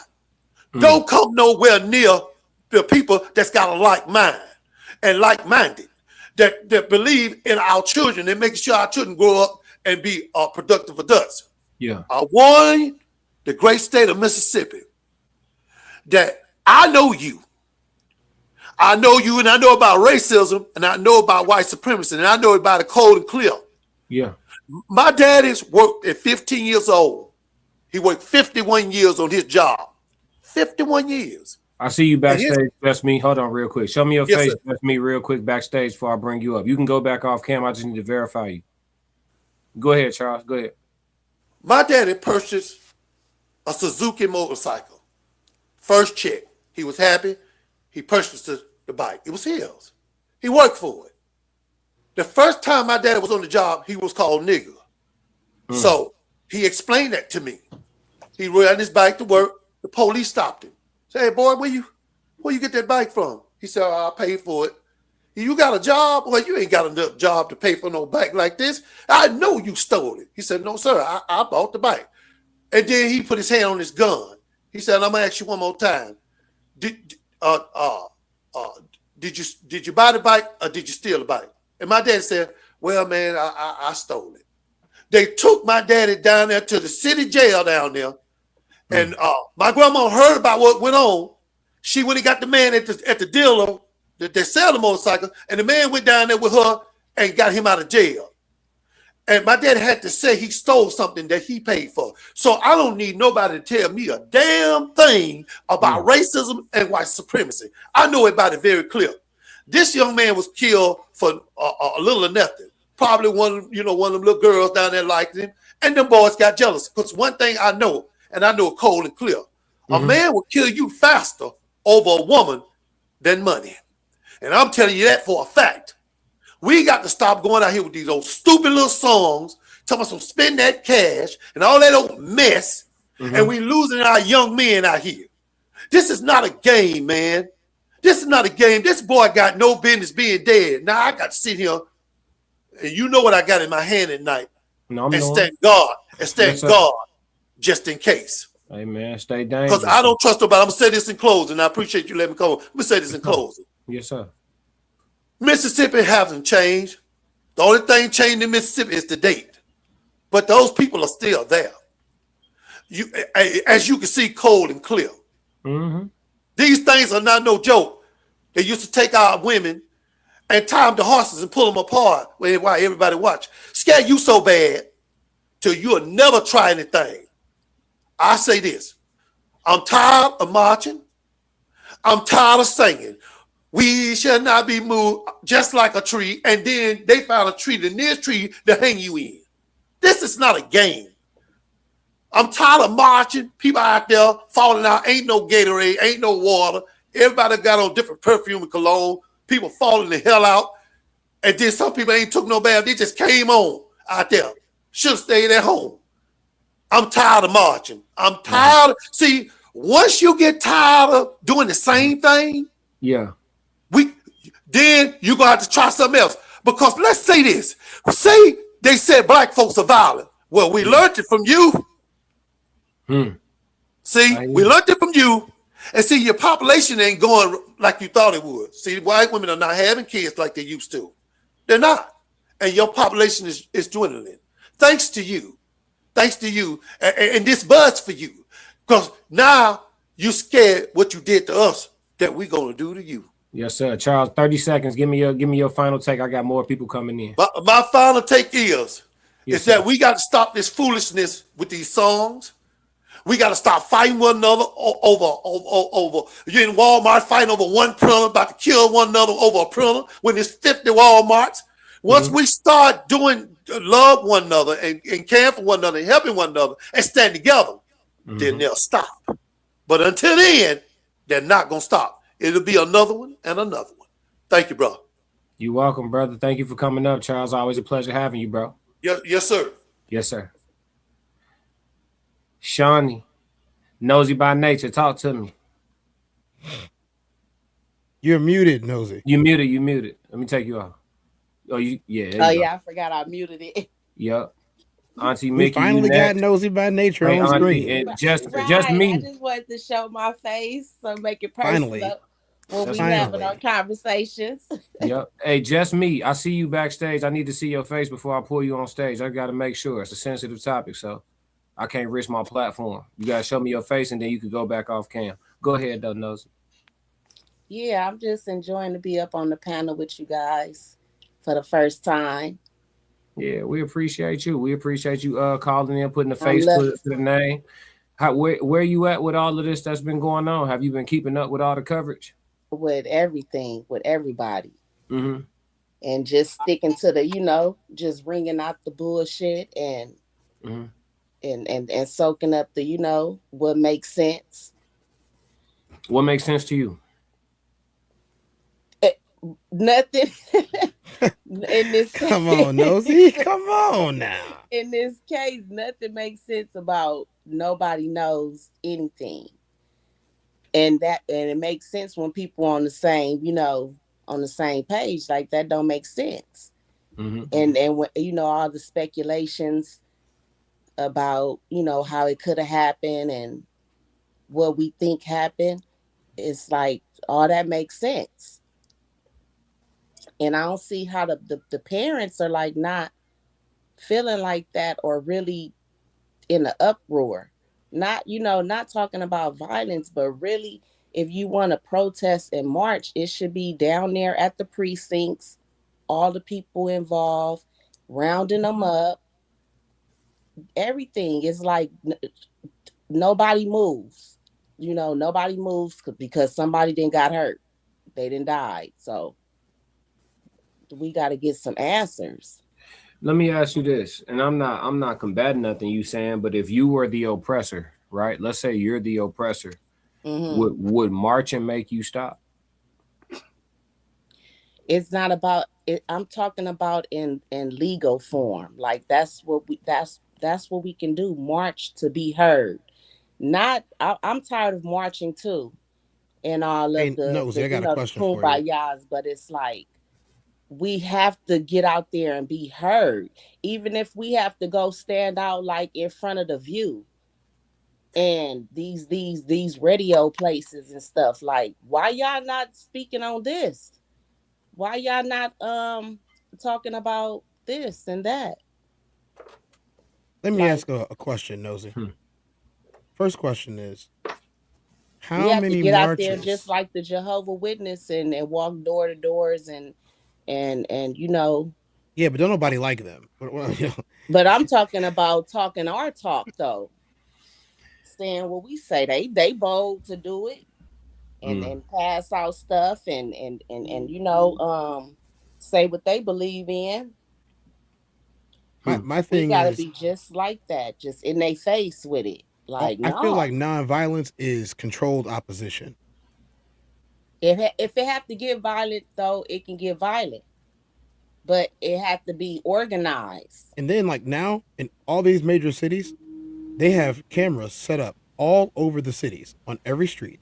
Whether people want to believe that or not, I'm just letting y'all know. If you go into a major city, especially Chicago, New York, Los Angeles, Dallas, especially Dallas. Yeah, Dallas has we had all cameras know since the this, too. 60s. We all know this, but crime is still happening. Well, People here's my still point. getting away with stuff like Nolan. If you go to one of those protests or one of those marches, you are putting yourself in an FBI database so that they can target you. But here's the We thing about already that. in one, really. If Right, you look but here's at the it, thing. we With already in AI, one. they can place you somewhere at this protest that you weren't. And everyone will believe it on the news. That's right. And your GPS will ping that you were there. They have all Not the how evidence I that would they do need. things because I gotta go to work. I gotta get back to my job. My job gonna verify me. Let I'm me tell only you. doing things on certain times, and people know my pattern. I want to tell you the only thing that's ever worked. The enemy that cannot I see understand you. what you're saying though, Yeah, but I'm sick of it. It's a way. we all tired of it, Nosy. Where But there's listen, a will, there's a way. the enemy that cannot see you is the enemy that cannot fight you. Marching lets them know exactly how many soldiers you got. It lets them know that you're out there peacocking for them and that you're not willing to actually do But anything. I'm not talking about the marches like they doing. I'm talking about marching up into the city halls and into places where laws can be made, can be changed. I don't think laws are real. That's the thing. We have to stop thinking that law is real. The law is only able to be enforced by the people who want to enforce it. Well, we And if the gotta people enforce who want to God's law. We gotta enforce. they don't God's believe in law. God either. The people They who don't have to believe in it. We ain't gonna stand for what they talking about though, because what we believe in. Auntie, you talk to me. What you think? Oh, geez, I've got so many emotions rolling through me. It's all I know is that I can only imagine what that mother is feeling. I lost a son. He wasn't 18, he was 33, but I lost a son drowned, okay? And we didn't have to deal with this particular type of circumstance because we knew he actually drowned. But this is Mississippi. Point blank period. This is Mississippi. I'm almost 64 years old. So I was born into the civil rights movement. I can remember when my grandparents raised me in the environment. Now, let me just give you a little bit of history, just so you can understand where I'm coming from. You can see how light I am. Okay, that's no, ain't hiding nothing. Look like my auntie. But I am biracial. My father is black, my mother was white. But this is the country that we live in. My mother walked away when I was 6 months old because of the color of my skin and the color of my father's skin. You laid with him. You didn't have a problem laying with him and having a baby by him, but you couldn't raise what you produced. So with that said, it was my father and my grandparents on his side that raised me. So that's all I know is black. And that's what I will always identify as. And the thing about this particular situation, it goes to show that nothing has changed under the sun, just the date. And we've got to do more than just protesting in the streets. Like you said, they got all these cameras around and they will use them to their advantage. I don't know what the solution would be. But protesting, walking, marching in the street, that worked for Martin. But Martin ain't here no more. This ain't 1964, 68. We're in 2026. We into a level of technology with AI, just like you pointed out, sir. They can superimpose your face on anything. True. To create their narrative. You got to be careful. So you got to get away from giving them the control. We have to take the control to get to the bottom of this. I don't know what that solution would be, but enough is enough. Yeah. Enough is enough. And again, this is Mississippi, but Mississippi ain't the only state that's got this going on. I live in Washington State, supposedly one of the most diverse states in this country, but they got them here too. The difference is that it's the smile on the face. It's the smile on the face, the inclusion, and then when you turn your back, they put that nail right there in your back. Yep. So this is a countrywide issue. Yeah. And we have to fight fire with fire. You know, we have to meet them with their energy. And I'm not sure how to do that. I'm really not sure how to do that, but the tables have got to turn at some point, because I know what the Bible says. The Bible says the last shall be first and the first shall be last. Right now, they're treating us like we're last. Yep. But we are first. And that's what they can't handle. They can't handle that. Mm-hmm. This infuriates me, that this family would be put through this. 18-year-old young man, and this is the thing, and pardon me if I'm talking too much. You good. This young man had a future, a bright future, that I bet you them same white boys didn't have. Yeah, yeah. Because the money had to buy theirs. He did it on just being himself. He was what he shined, not his parents' pockets. That part. And they didn't like that. And jealousy is an awful D-R-U-G. I don't care if they knew each other since they were elementary school. Circumstances can change you in a heartbeat. Yep. There were too many people on that island for nobody to see nothing. Mm-hmm. Come on now. Come on. I'm with you. And don't be surprised if the little white girl might have been the catalyst from all of it. I told you, I'm starting to think everybody was in on it. I'm starting to think everybody was in on it, because these cults, they got rituals they perform. It was an anniversary date. Yeah. It's the 4th of July. The island happened to be named Horn. We know these is devils we dealing with. You know what I'm saying? Like all of the math is math, and for all we know, like, see, that's the thing too that I was telling the chat. I said the truth is stranger than fiction. These folks been playing in our face and calling it sci-fi. Playing in our face and calling it fiction, playing in our face and calling it based on a true story, and they've been showing you real life the whole time. The way my brain works, and this is all hypothetical and satire for content creation, but the way my brain works, I'm seeing 50 to 100 white folks all in agreement, performing a whole sacrifice on the beach. Okay. You know what I'm saying? I'm seeing, my brain work like that. I go all the way left. I'm seeing a whole populace of people in a circle going through with the process. You know what I'm saying? And having 20 to 30 hands on deck to go through with the cover up all the way up the ladder. That's how I'm seeing it. I'm seeing it going way too far. You know what I mean? It's like a movie. It's just like They the show you filming the of a truth. movie. They show you the truth in the movie. movies. Props. You have to have staff. You have to have cast members. Yeah. You have a whole island full of cast members and nobody know nothing. Yeah. I'm with you on that one. See, it ain't too far fetched to believe that because they've been playing movies in our face all this time. Yeah. Life has been one big movie with them. Yeah, they show you cults and all these different movies. They got their hoods on, they in these big circles, everybody holding lit torches, and there's somebody who against their own free will about to be sliced and diced and all. Like, you think they just showing you, like, you think that's that came from idea from real, that was inspired by real life. Yeah, movies aren't TV is reality. There you go. Movies are inspired by happenings, right? Absolutely. Like we know, like Okay, even in the pyramids, like a lot of pyramids were used for sacrifices, but there was different spirituality behind some of these sacrifices. You know, of course, it wasn't always, you know, blood sacrifice and, you know, racism and all of that. But these cults are very real things. Allegedly, I have to say this for my platform, but these, you know. So it's just when our wheels don't spin like that, it baffles me, to be honest with you. Like, there's so many people with the wool over their eyes. There's so many people who have been taught to believe that the 60s was so long ago, that the 70s was so long ago. You know what I mean? I keep telling people, like, there are plenty of white folks breathing who have participated in lynching. Exactly. They're still breathing. These people aren't, it's not like it was so long ago that like 3 generations of the people who did this stuff are dead. Like, no, they're still present, teaching their grandbabies. Like,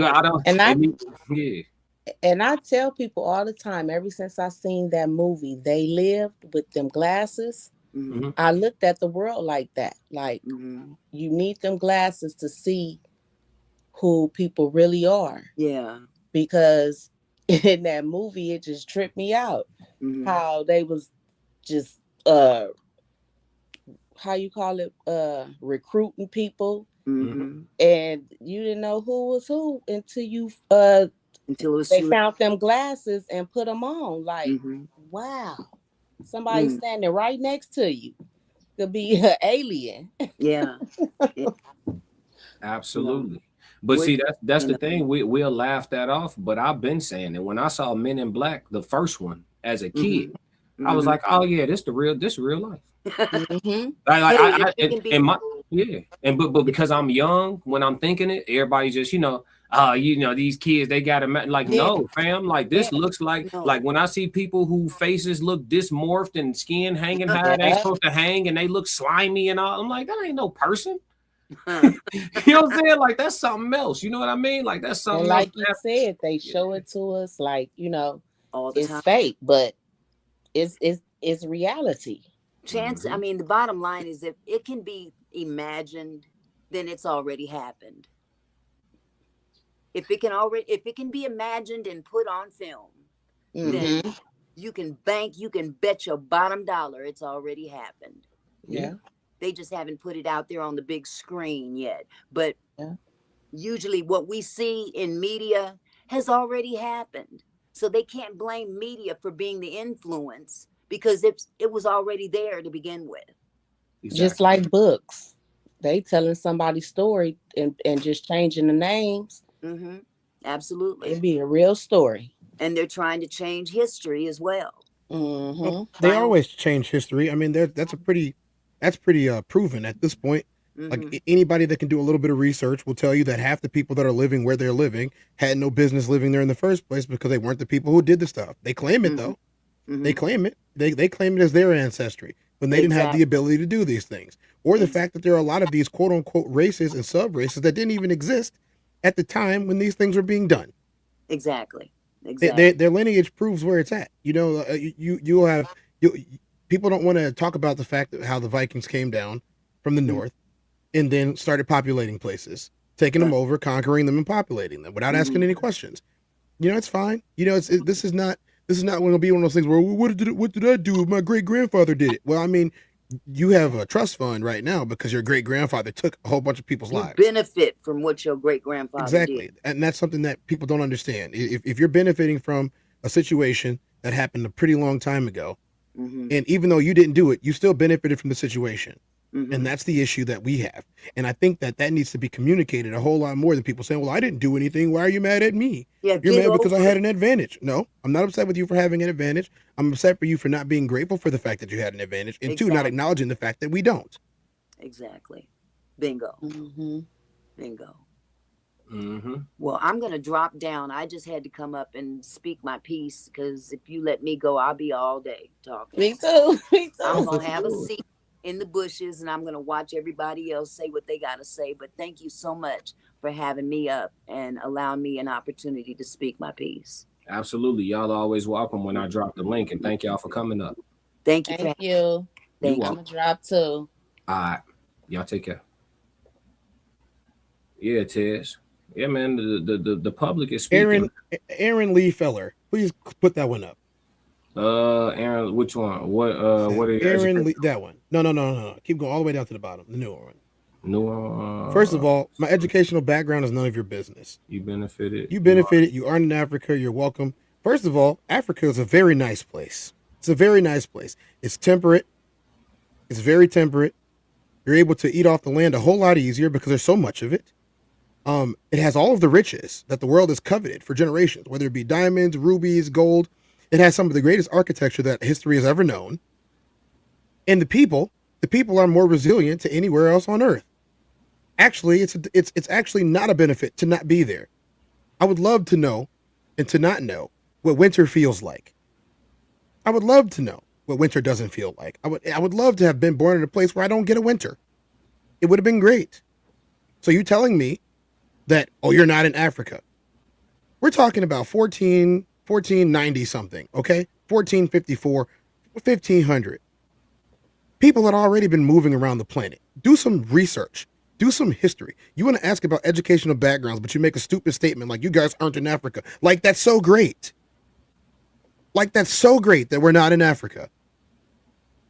Newsflash.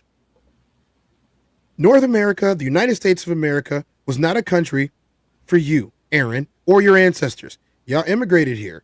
Y'all took a bunch of boats here. You immigrated here, and then you took stuff from everybody who was already living here. And then you continue to take things from people who are already living here. And then you try to tell the same people who are already living here that they should be happy that you brought him here against their will. If I dude napped you, threw you in the trunk, and then brought you to, I don't know, New Mexico, and said, aren't you glad you aren't in Chicago anymore? You probably gonna wait for the most opportune moment to end me or steal my car so you can get back to Chicago. Allegedly.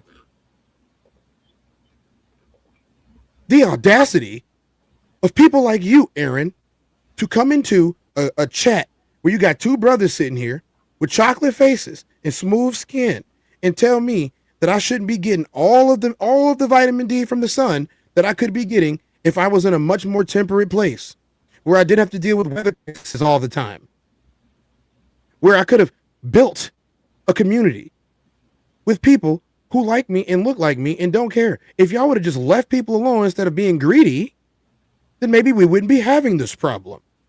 Now, that's not to say that people can't intermingle, that people can't trade, that people can't mix and do all of these things.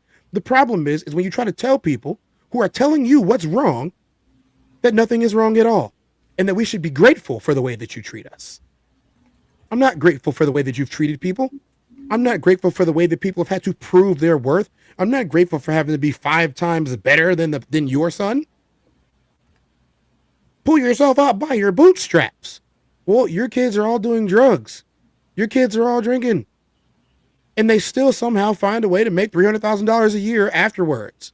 Nobody's judging them by the content of their character. They're judging them by the color of their skin and the fact that they're your son. The fact that you asked me my educational background is proof enough. That's proof enough. So kindly, shut up and let us mind our business. You just mind yours. Yeah, hey, listen, I told y'all, chap, when Tez was getting situated, I told y'all what it was. Sometimes you just gotta crash on out.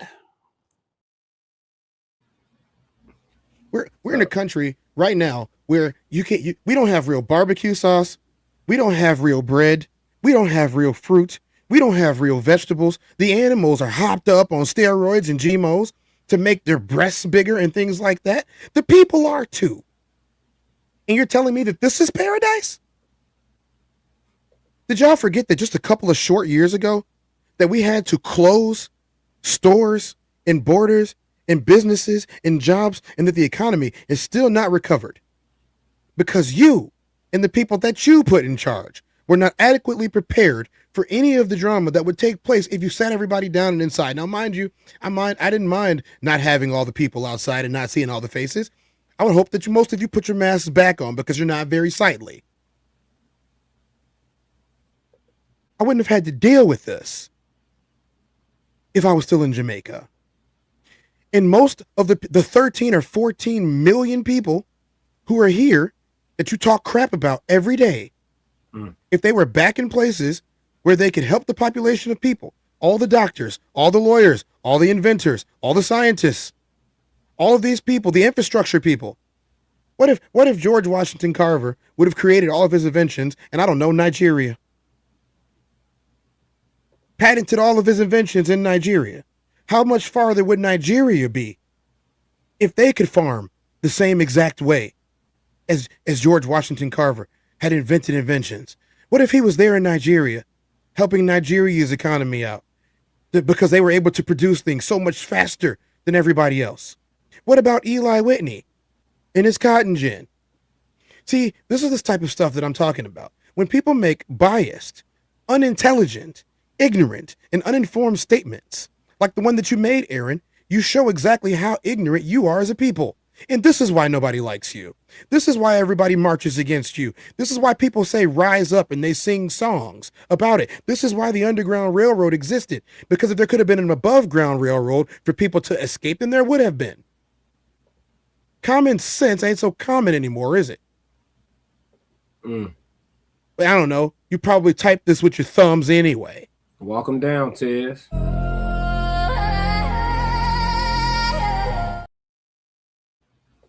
Rando check. Please put that back. Which one? Put that back. Oh, Put right that back. there. Oh, if shit. If they're a product of American culture, then why didn't the non-melanated folks do it themselves? No, it was not a product of American culture. It was a product of oppression. They were invented because it was so hard to work in the fields for little or no money based upon which time period that you were born in. Either you were born into a spot to where you were being forced to do it without pay because you were the pay and you were the property, or you were born into a time where the only job that you were allowed to have was out here picking it up. So it's already out there. They invented ways to make their lives easier. They didn't do it because they wanted to be some great inventor. They did it so they would live longer. If the quota was 6 barrels and it took me 6 hours to get 6 barrels, and if I invented a machine that would get me 6 barrels in 15 minutes, then I could have the rest of my day and fulfill the quota and get the 15 cents you were going to give me anyway, if I'm even getting that. I want to respond to something, Tez. Candy Kane 112 said, I'm an American. I'd rather deal with the devil I know than to deal with the ones I don't. I just got a question. Are you well traveled? I just want to know. She's probably not well traveled. Yeah, I'm not even gonna make no assumption. I just want to ask, like, are you well traveled? Have you been out the country? How far? What countries did you go to? Like, you don't got to tell me the whole rundown, but I was just wondering, because a lot of well traveled people, especially well traveled Black people, they don't say stuff like this. America is only the best country in the world, depending on who you ask. Let me see. McKinnon said, or Lewis Lattimore, who actually created the functional light bulb that Thomas Edison couldn't. The lights you have today are thanks to Lewis Lattimore, a Black man. Latimer. Nick Williams said he's on fire. Yeah, Ted's gonna crash out, man. All you gotta do is light the match. I'm just really irritated by the fact that someone is no longer breathing And y'all keep trying to tell us to chill out about it. Why is it every time? When Charlie got offed by some random weirdo that allegedly on a building, everybody stopped and everybody started talking about it for weeks. Everybody. They had a spectacle. So let me address this. Yes, Nolan's homegoing service had a couple of fireworks with some very well-known public figures. But did we forget that Erica Kirk, the grieving widow, walked out looking like Hulk Hogan? Man, wait a minute. Hulk Hogan was there. Came out to pyro and fireworks coming up from the stage. Did you see any stage at any fireworks at Nolan's homegoing service? Were they playing any loud, raucous music to get people hyped up? Was it in a stadium?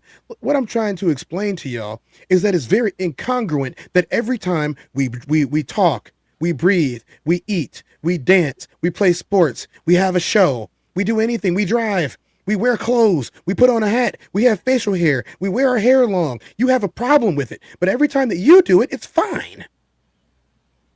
That's racism. That's what we're talking about. So don't make me tell you again, this is our space, and I'm not going to let you into it.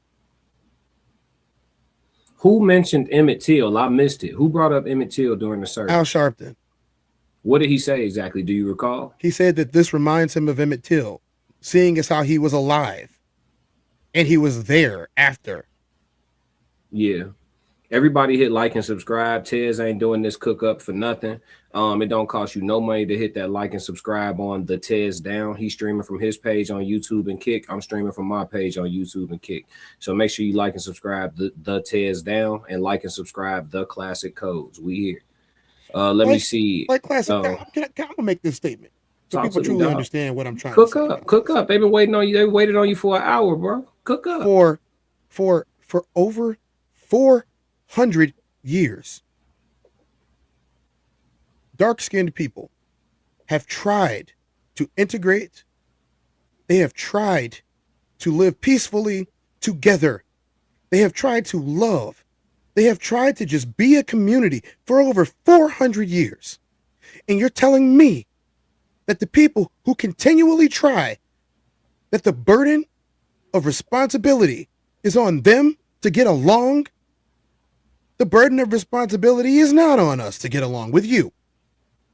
The burden is entirely on you. Again, please understand that it is not a slogan. Plymouth Rock. We did not land on Plymouth Rock. Plymouth Rock landed on us. That is quite literal. You had people, can we show what the ships looked like? The layout of the ships? How they brought people here? Did we all forget about the transatlantic slave trade? That it just never happened? That we're just supposed to forget? Oh, it's been so long. Yes, the trade happened. And then for hundreds of years, it continued to the point of where they created the police to bring us back into captivity after we escaped.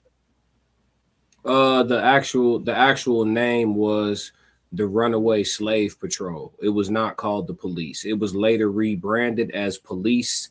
And then people wonder why melanated folks naturally have a tense relationship with law enforcement. It's because literally, historically speaking, you guys can fact check this. You're talking to two educated brothers who don't have to validate themselves with the colonizers' degrees and shit, because both of us probably overpaid for school for real. But nevertheless, the library card's free. I could have read all them books for free. That's another point. But what I'm saying is, if you do your history, the origin of police is not police. It is Runaway Slave Patrol. They rebranded it as police and they call it law enforcement. But if you look at the statistics at just simply patrolling, that means police interaction, simply patrolling, the police by and large over patrol minority people and specifically black people in this country for the most part. From state to state, the number is different, but I know in Chicago it's 40% more. If you're black, they patrol black people 40% more than the nearest next ethnicity. So that just means just looking how you look, you have a better chance of being bothered by the police as you go about your day. for just looking how you look. In California, it's egregious. It's like 120%. You know what I'm saying? And the numbers change from state to state.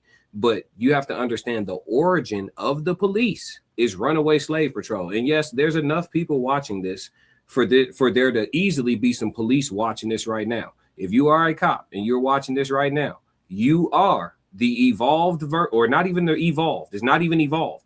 You're the rebrand of a runaway slave patrol officer. Yes, that goes for you black officers too. If your black ass is watching this, you are a member of the evolved runaway, or not evolved, rebranded runaway slave patrol. Do the history of your job when you go punch in. That's what it is. The next time you pull over that black man and you don't give him a pass, but you give that little other person a pass, or you give that little female that smirked at you a pass, all of that, the next time you do that, just understand that you're perpetuating the origin of what this is. Runaway slave patrol. So I have the chat has told me that it's a myth because no one has ever seen a slave ship. Here's a real picture. I've presented it. This is one of the last voyages after photography had been invented. As you can see, this really happened. Mm-hmm. This was not fake. Just because people don't want to go and get the real information does not mean that it's not readily available to anybody who looks for it.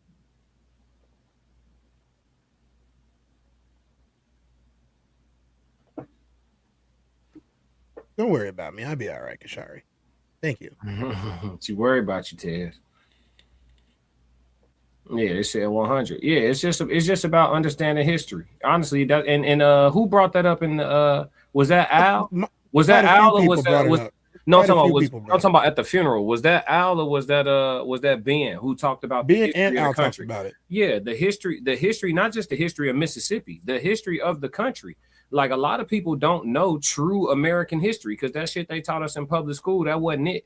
And once you start really learning American history for real, once you start learning that it's pyramids all through the country, once you start learning that it's hieroglyphs all through the country, once you start learning how much the Grand Canyon mysteriously resembles certain parts of Egypt, once you start learning, everything I just said, go check it out for yourself. I see it, Ted. Yep. But once you start learning these things, you'll realize, like I keep saying over and over, the truth is stranger than fiction. Pay attention. Packed in like sardines. And this is the women. Packed in like sardines. There are so many articles about this. They are documented voyage books. Manifests is what they're called. There are so many still available today to go and be looked at. To be ignorant is a choice in today's society. To be ignorant is a choice. No one has a right to their own ignorance in the face of pain, oppression, and the documented violence that was committed against our ancestors. And I say ancestors as a whole, not just because if you're from Nigeria, not just if you're from Lagos, not just if you're from Egypt, not just if you're from South Africa, not just if you're from Ghana, Guyana, or any of the other ones, as a shared history. Because in the United States of America, if you are brown, the way that I am brown, you are considered black and African American. I am so tired of people trying to change a distinction based upon where you came from, when half the time nobody knows because they kept them locked into underneath ship like this for months at a time. Most of the time, half the people died before they even got there, and they wouldn't even remove the bodies off the ship. You just sit there and look at Phil the entire time that you're traveling on this voyage, locked in nasty iron chains with no clothes on, like cattle.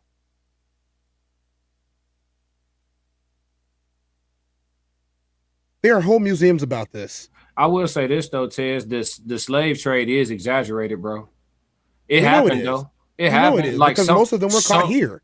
Thank you. Some black people were brought over here from and I think they'd be exaggerating talking about they brought them from Africa. I think a lot of them came from the islands, but they came from the Caribbean. Yeah, that's a different kind. That's a more feasible trip realistically during that time.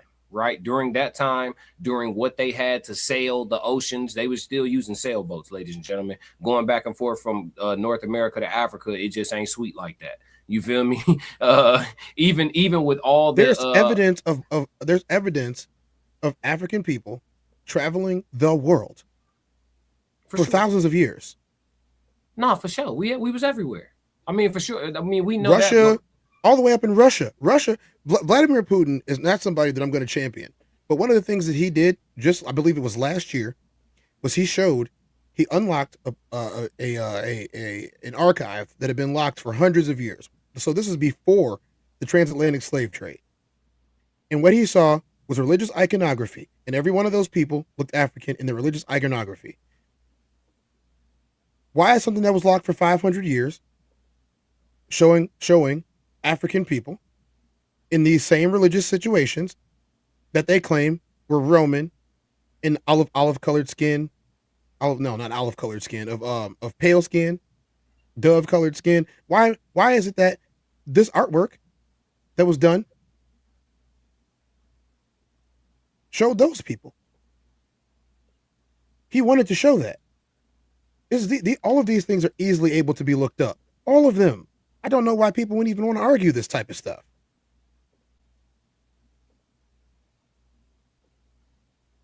Mm-hmm. It ain't really nothing to argue with, brother. If reincarnation is real, bro, if reincarnation is real, it is such a shame that these two people have had to go through this 2 times in their lifetimes.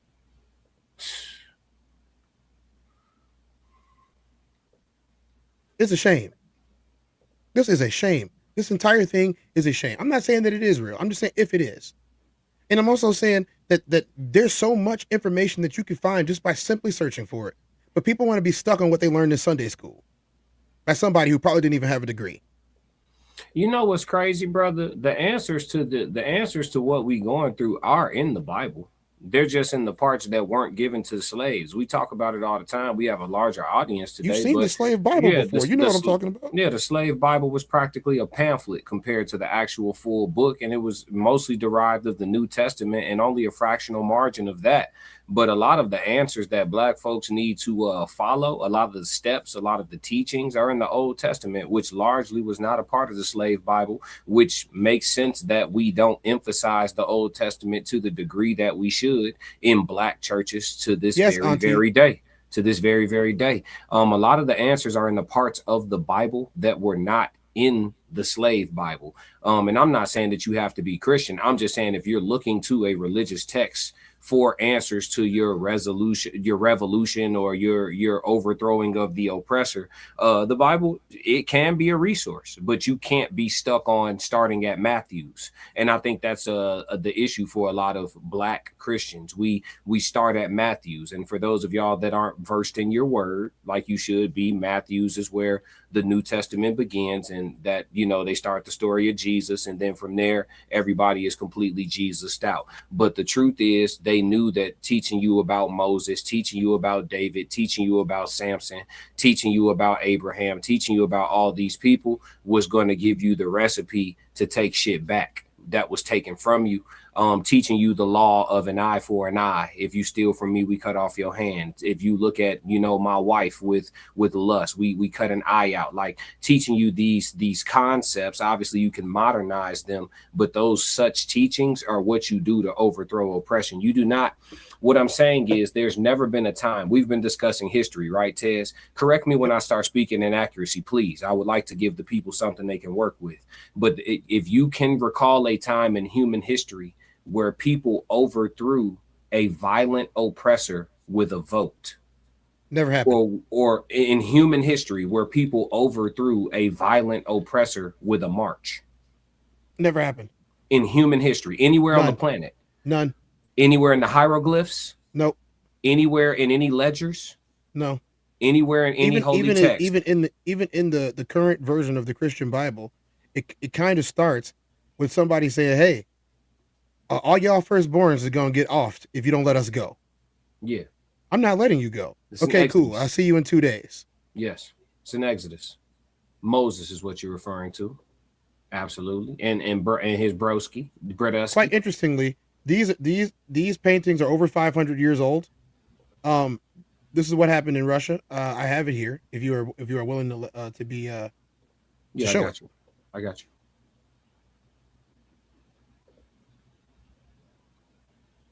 They're up. As you can see, these were released in Russia because let's just go ahead and do it. We're here. We're here now. Let's just do it.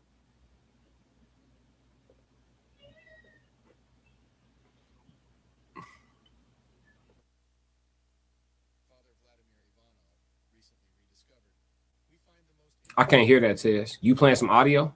Yeah, it's playing. If you can't hear it, it's probably muted. not. I can hear it, but it's super low. Yeah. Can y'all hear that audio, chat? It's real low, bro. It's cool. But yeah, what is it saying? I'll tell you about it in a second. Yeah. So, Black Christian icons found in Russia.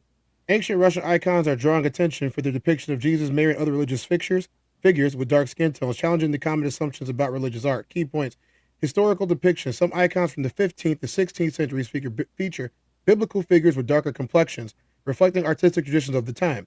Notable examples: Christ in His Majesty shows Jesus with dark skin and curly hair, interpreted by some as African characteristics.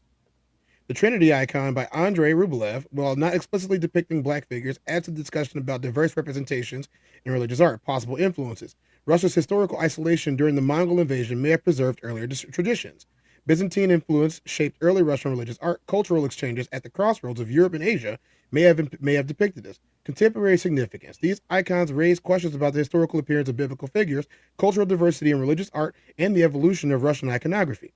The growing interest in this topic has driven demand for works like Russian icons by Father Vladimir Ivanov, further fueling conversations about the history of black representation in Europe.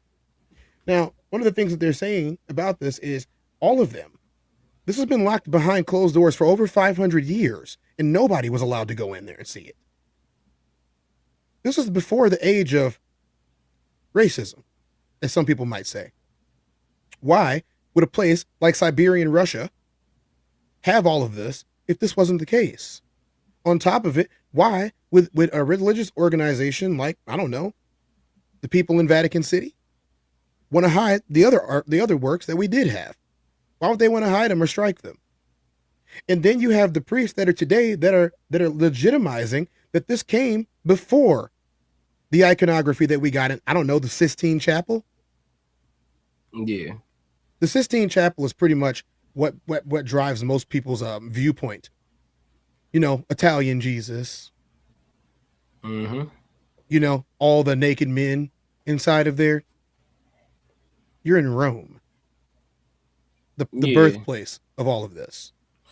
Yeah, Major said something important. He said, we don't even tell our own history nowhere.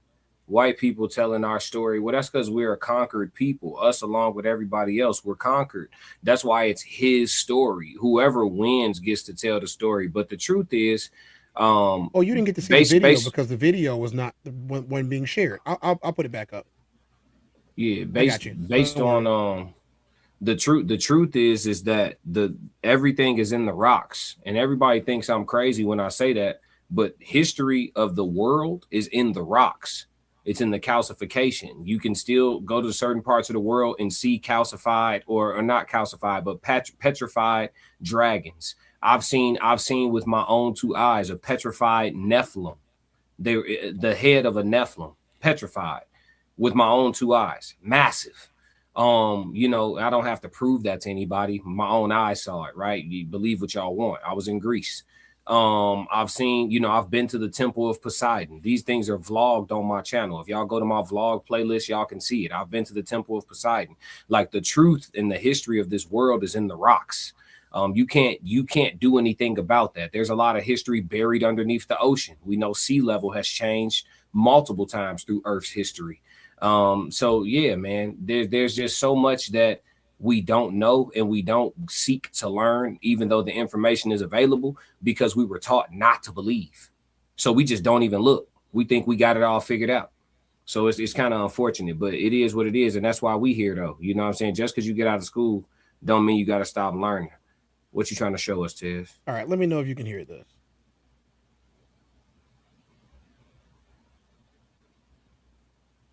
Russian icons by Father Vladimir Ivanov, recently rediscovered, we find the most interesting collection of Christian icons. It is of high interest for two reasons. Number one, it depicts the various Christian icons as black. And number two, this is not found in Western Europe, but well in Eastern Europe and Russia. This means that black people were venerated as deities from Spain to France, Italy, Germany, and all the way to Russia. In some, all over Europe. There are at least 500 black Madonnas in Europe, not counting the ones hidden in the Vatican, 128 in France alone. And you need to remember that these icons survived multiple waves of iconoclasm. This means that in the past, they would have been ubiquitous throughout Europe, before the great artists like Michelangelo and Leonardo were commissioned to start painting the classic Europeanized face of Jesus that we know today. So then, as always, if we ask the critical questions, if the mainstream historical narrative is true, and that black people have never achieved anything of note in history, why then were they depicted and venerated all over Europe? Even more intriguing, what were black people doing in so many depictions, descriptions, sculptures, and plays in Europe at all? For those who have been listening, it is simply because they were present in such numbers, and it yielded such influence that even the planned erasure and systematic destruction of the icon survived from Western Europe to Eastern Europe, from Germany to Italy. Russian icons by Father Vladimir. Yeah, it's nuts. It's absolutely nuts. This came before all of this.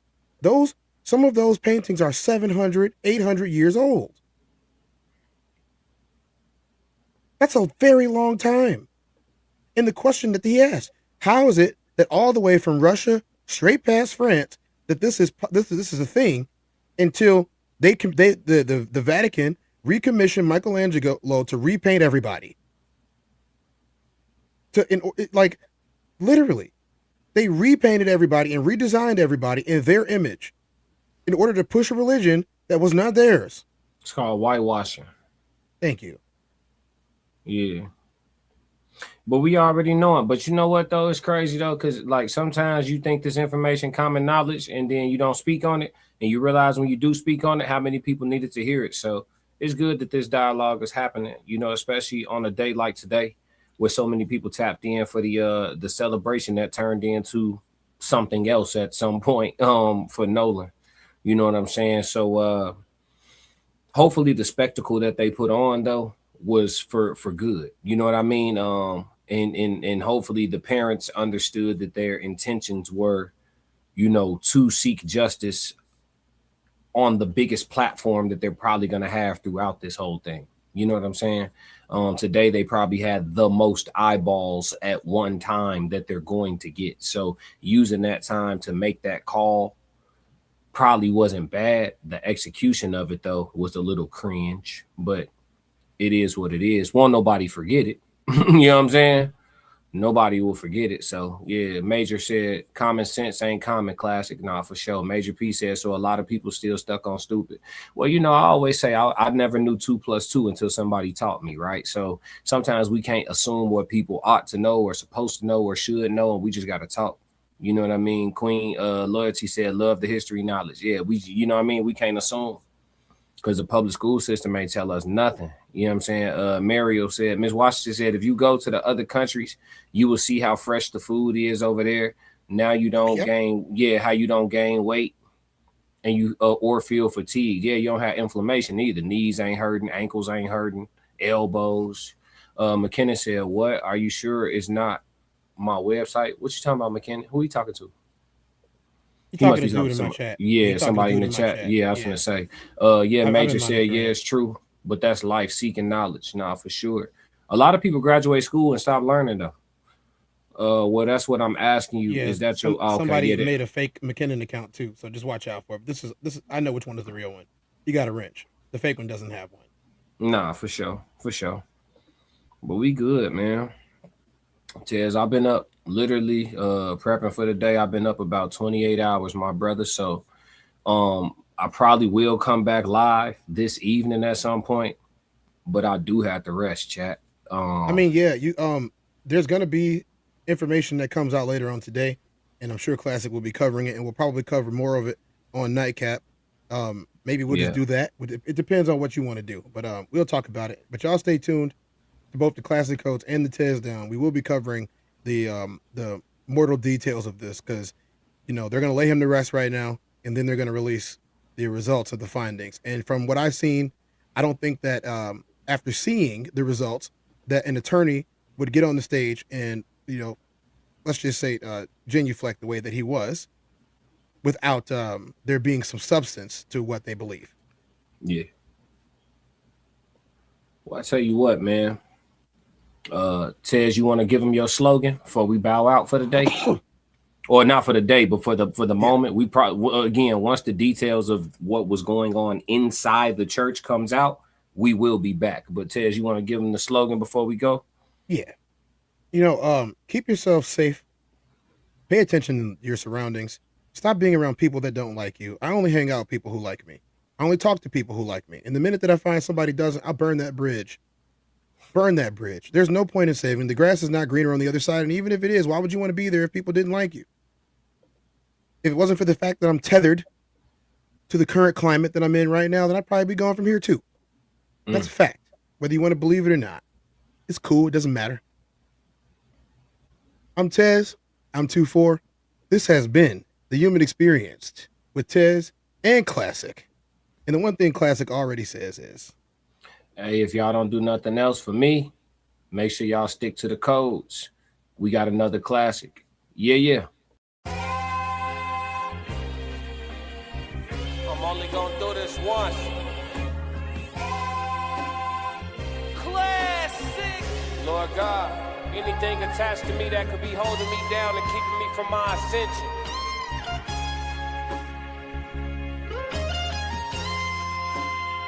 I pray that you detach that from me, so I can fly. They think ill about me, they still around me. Lord God, please set me free.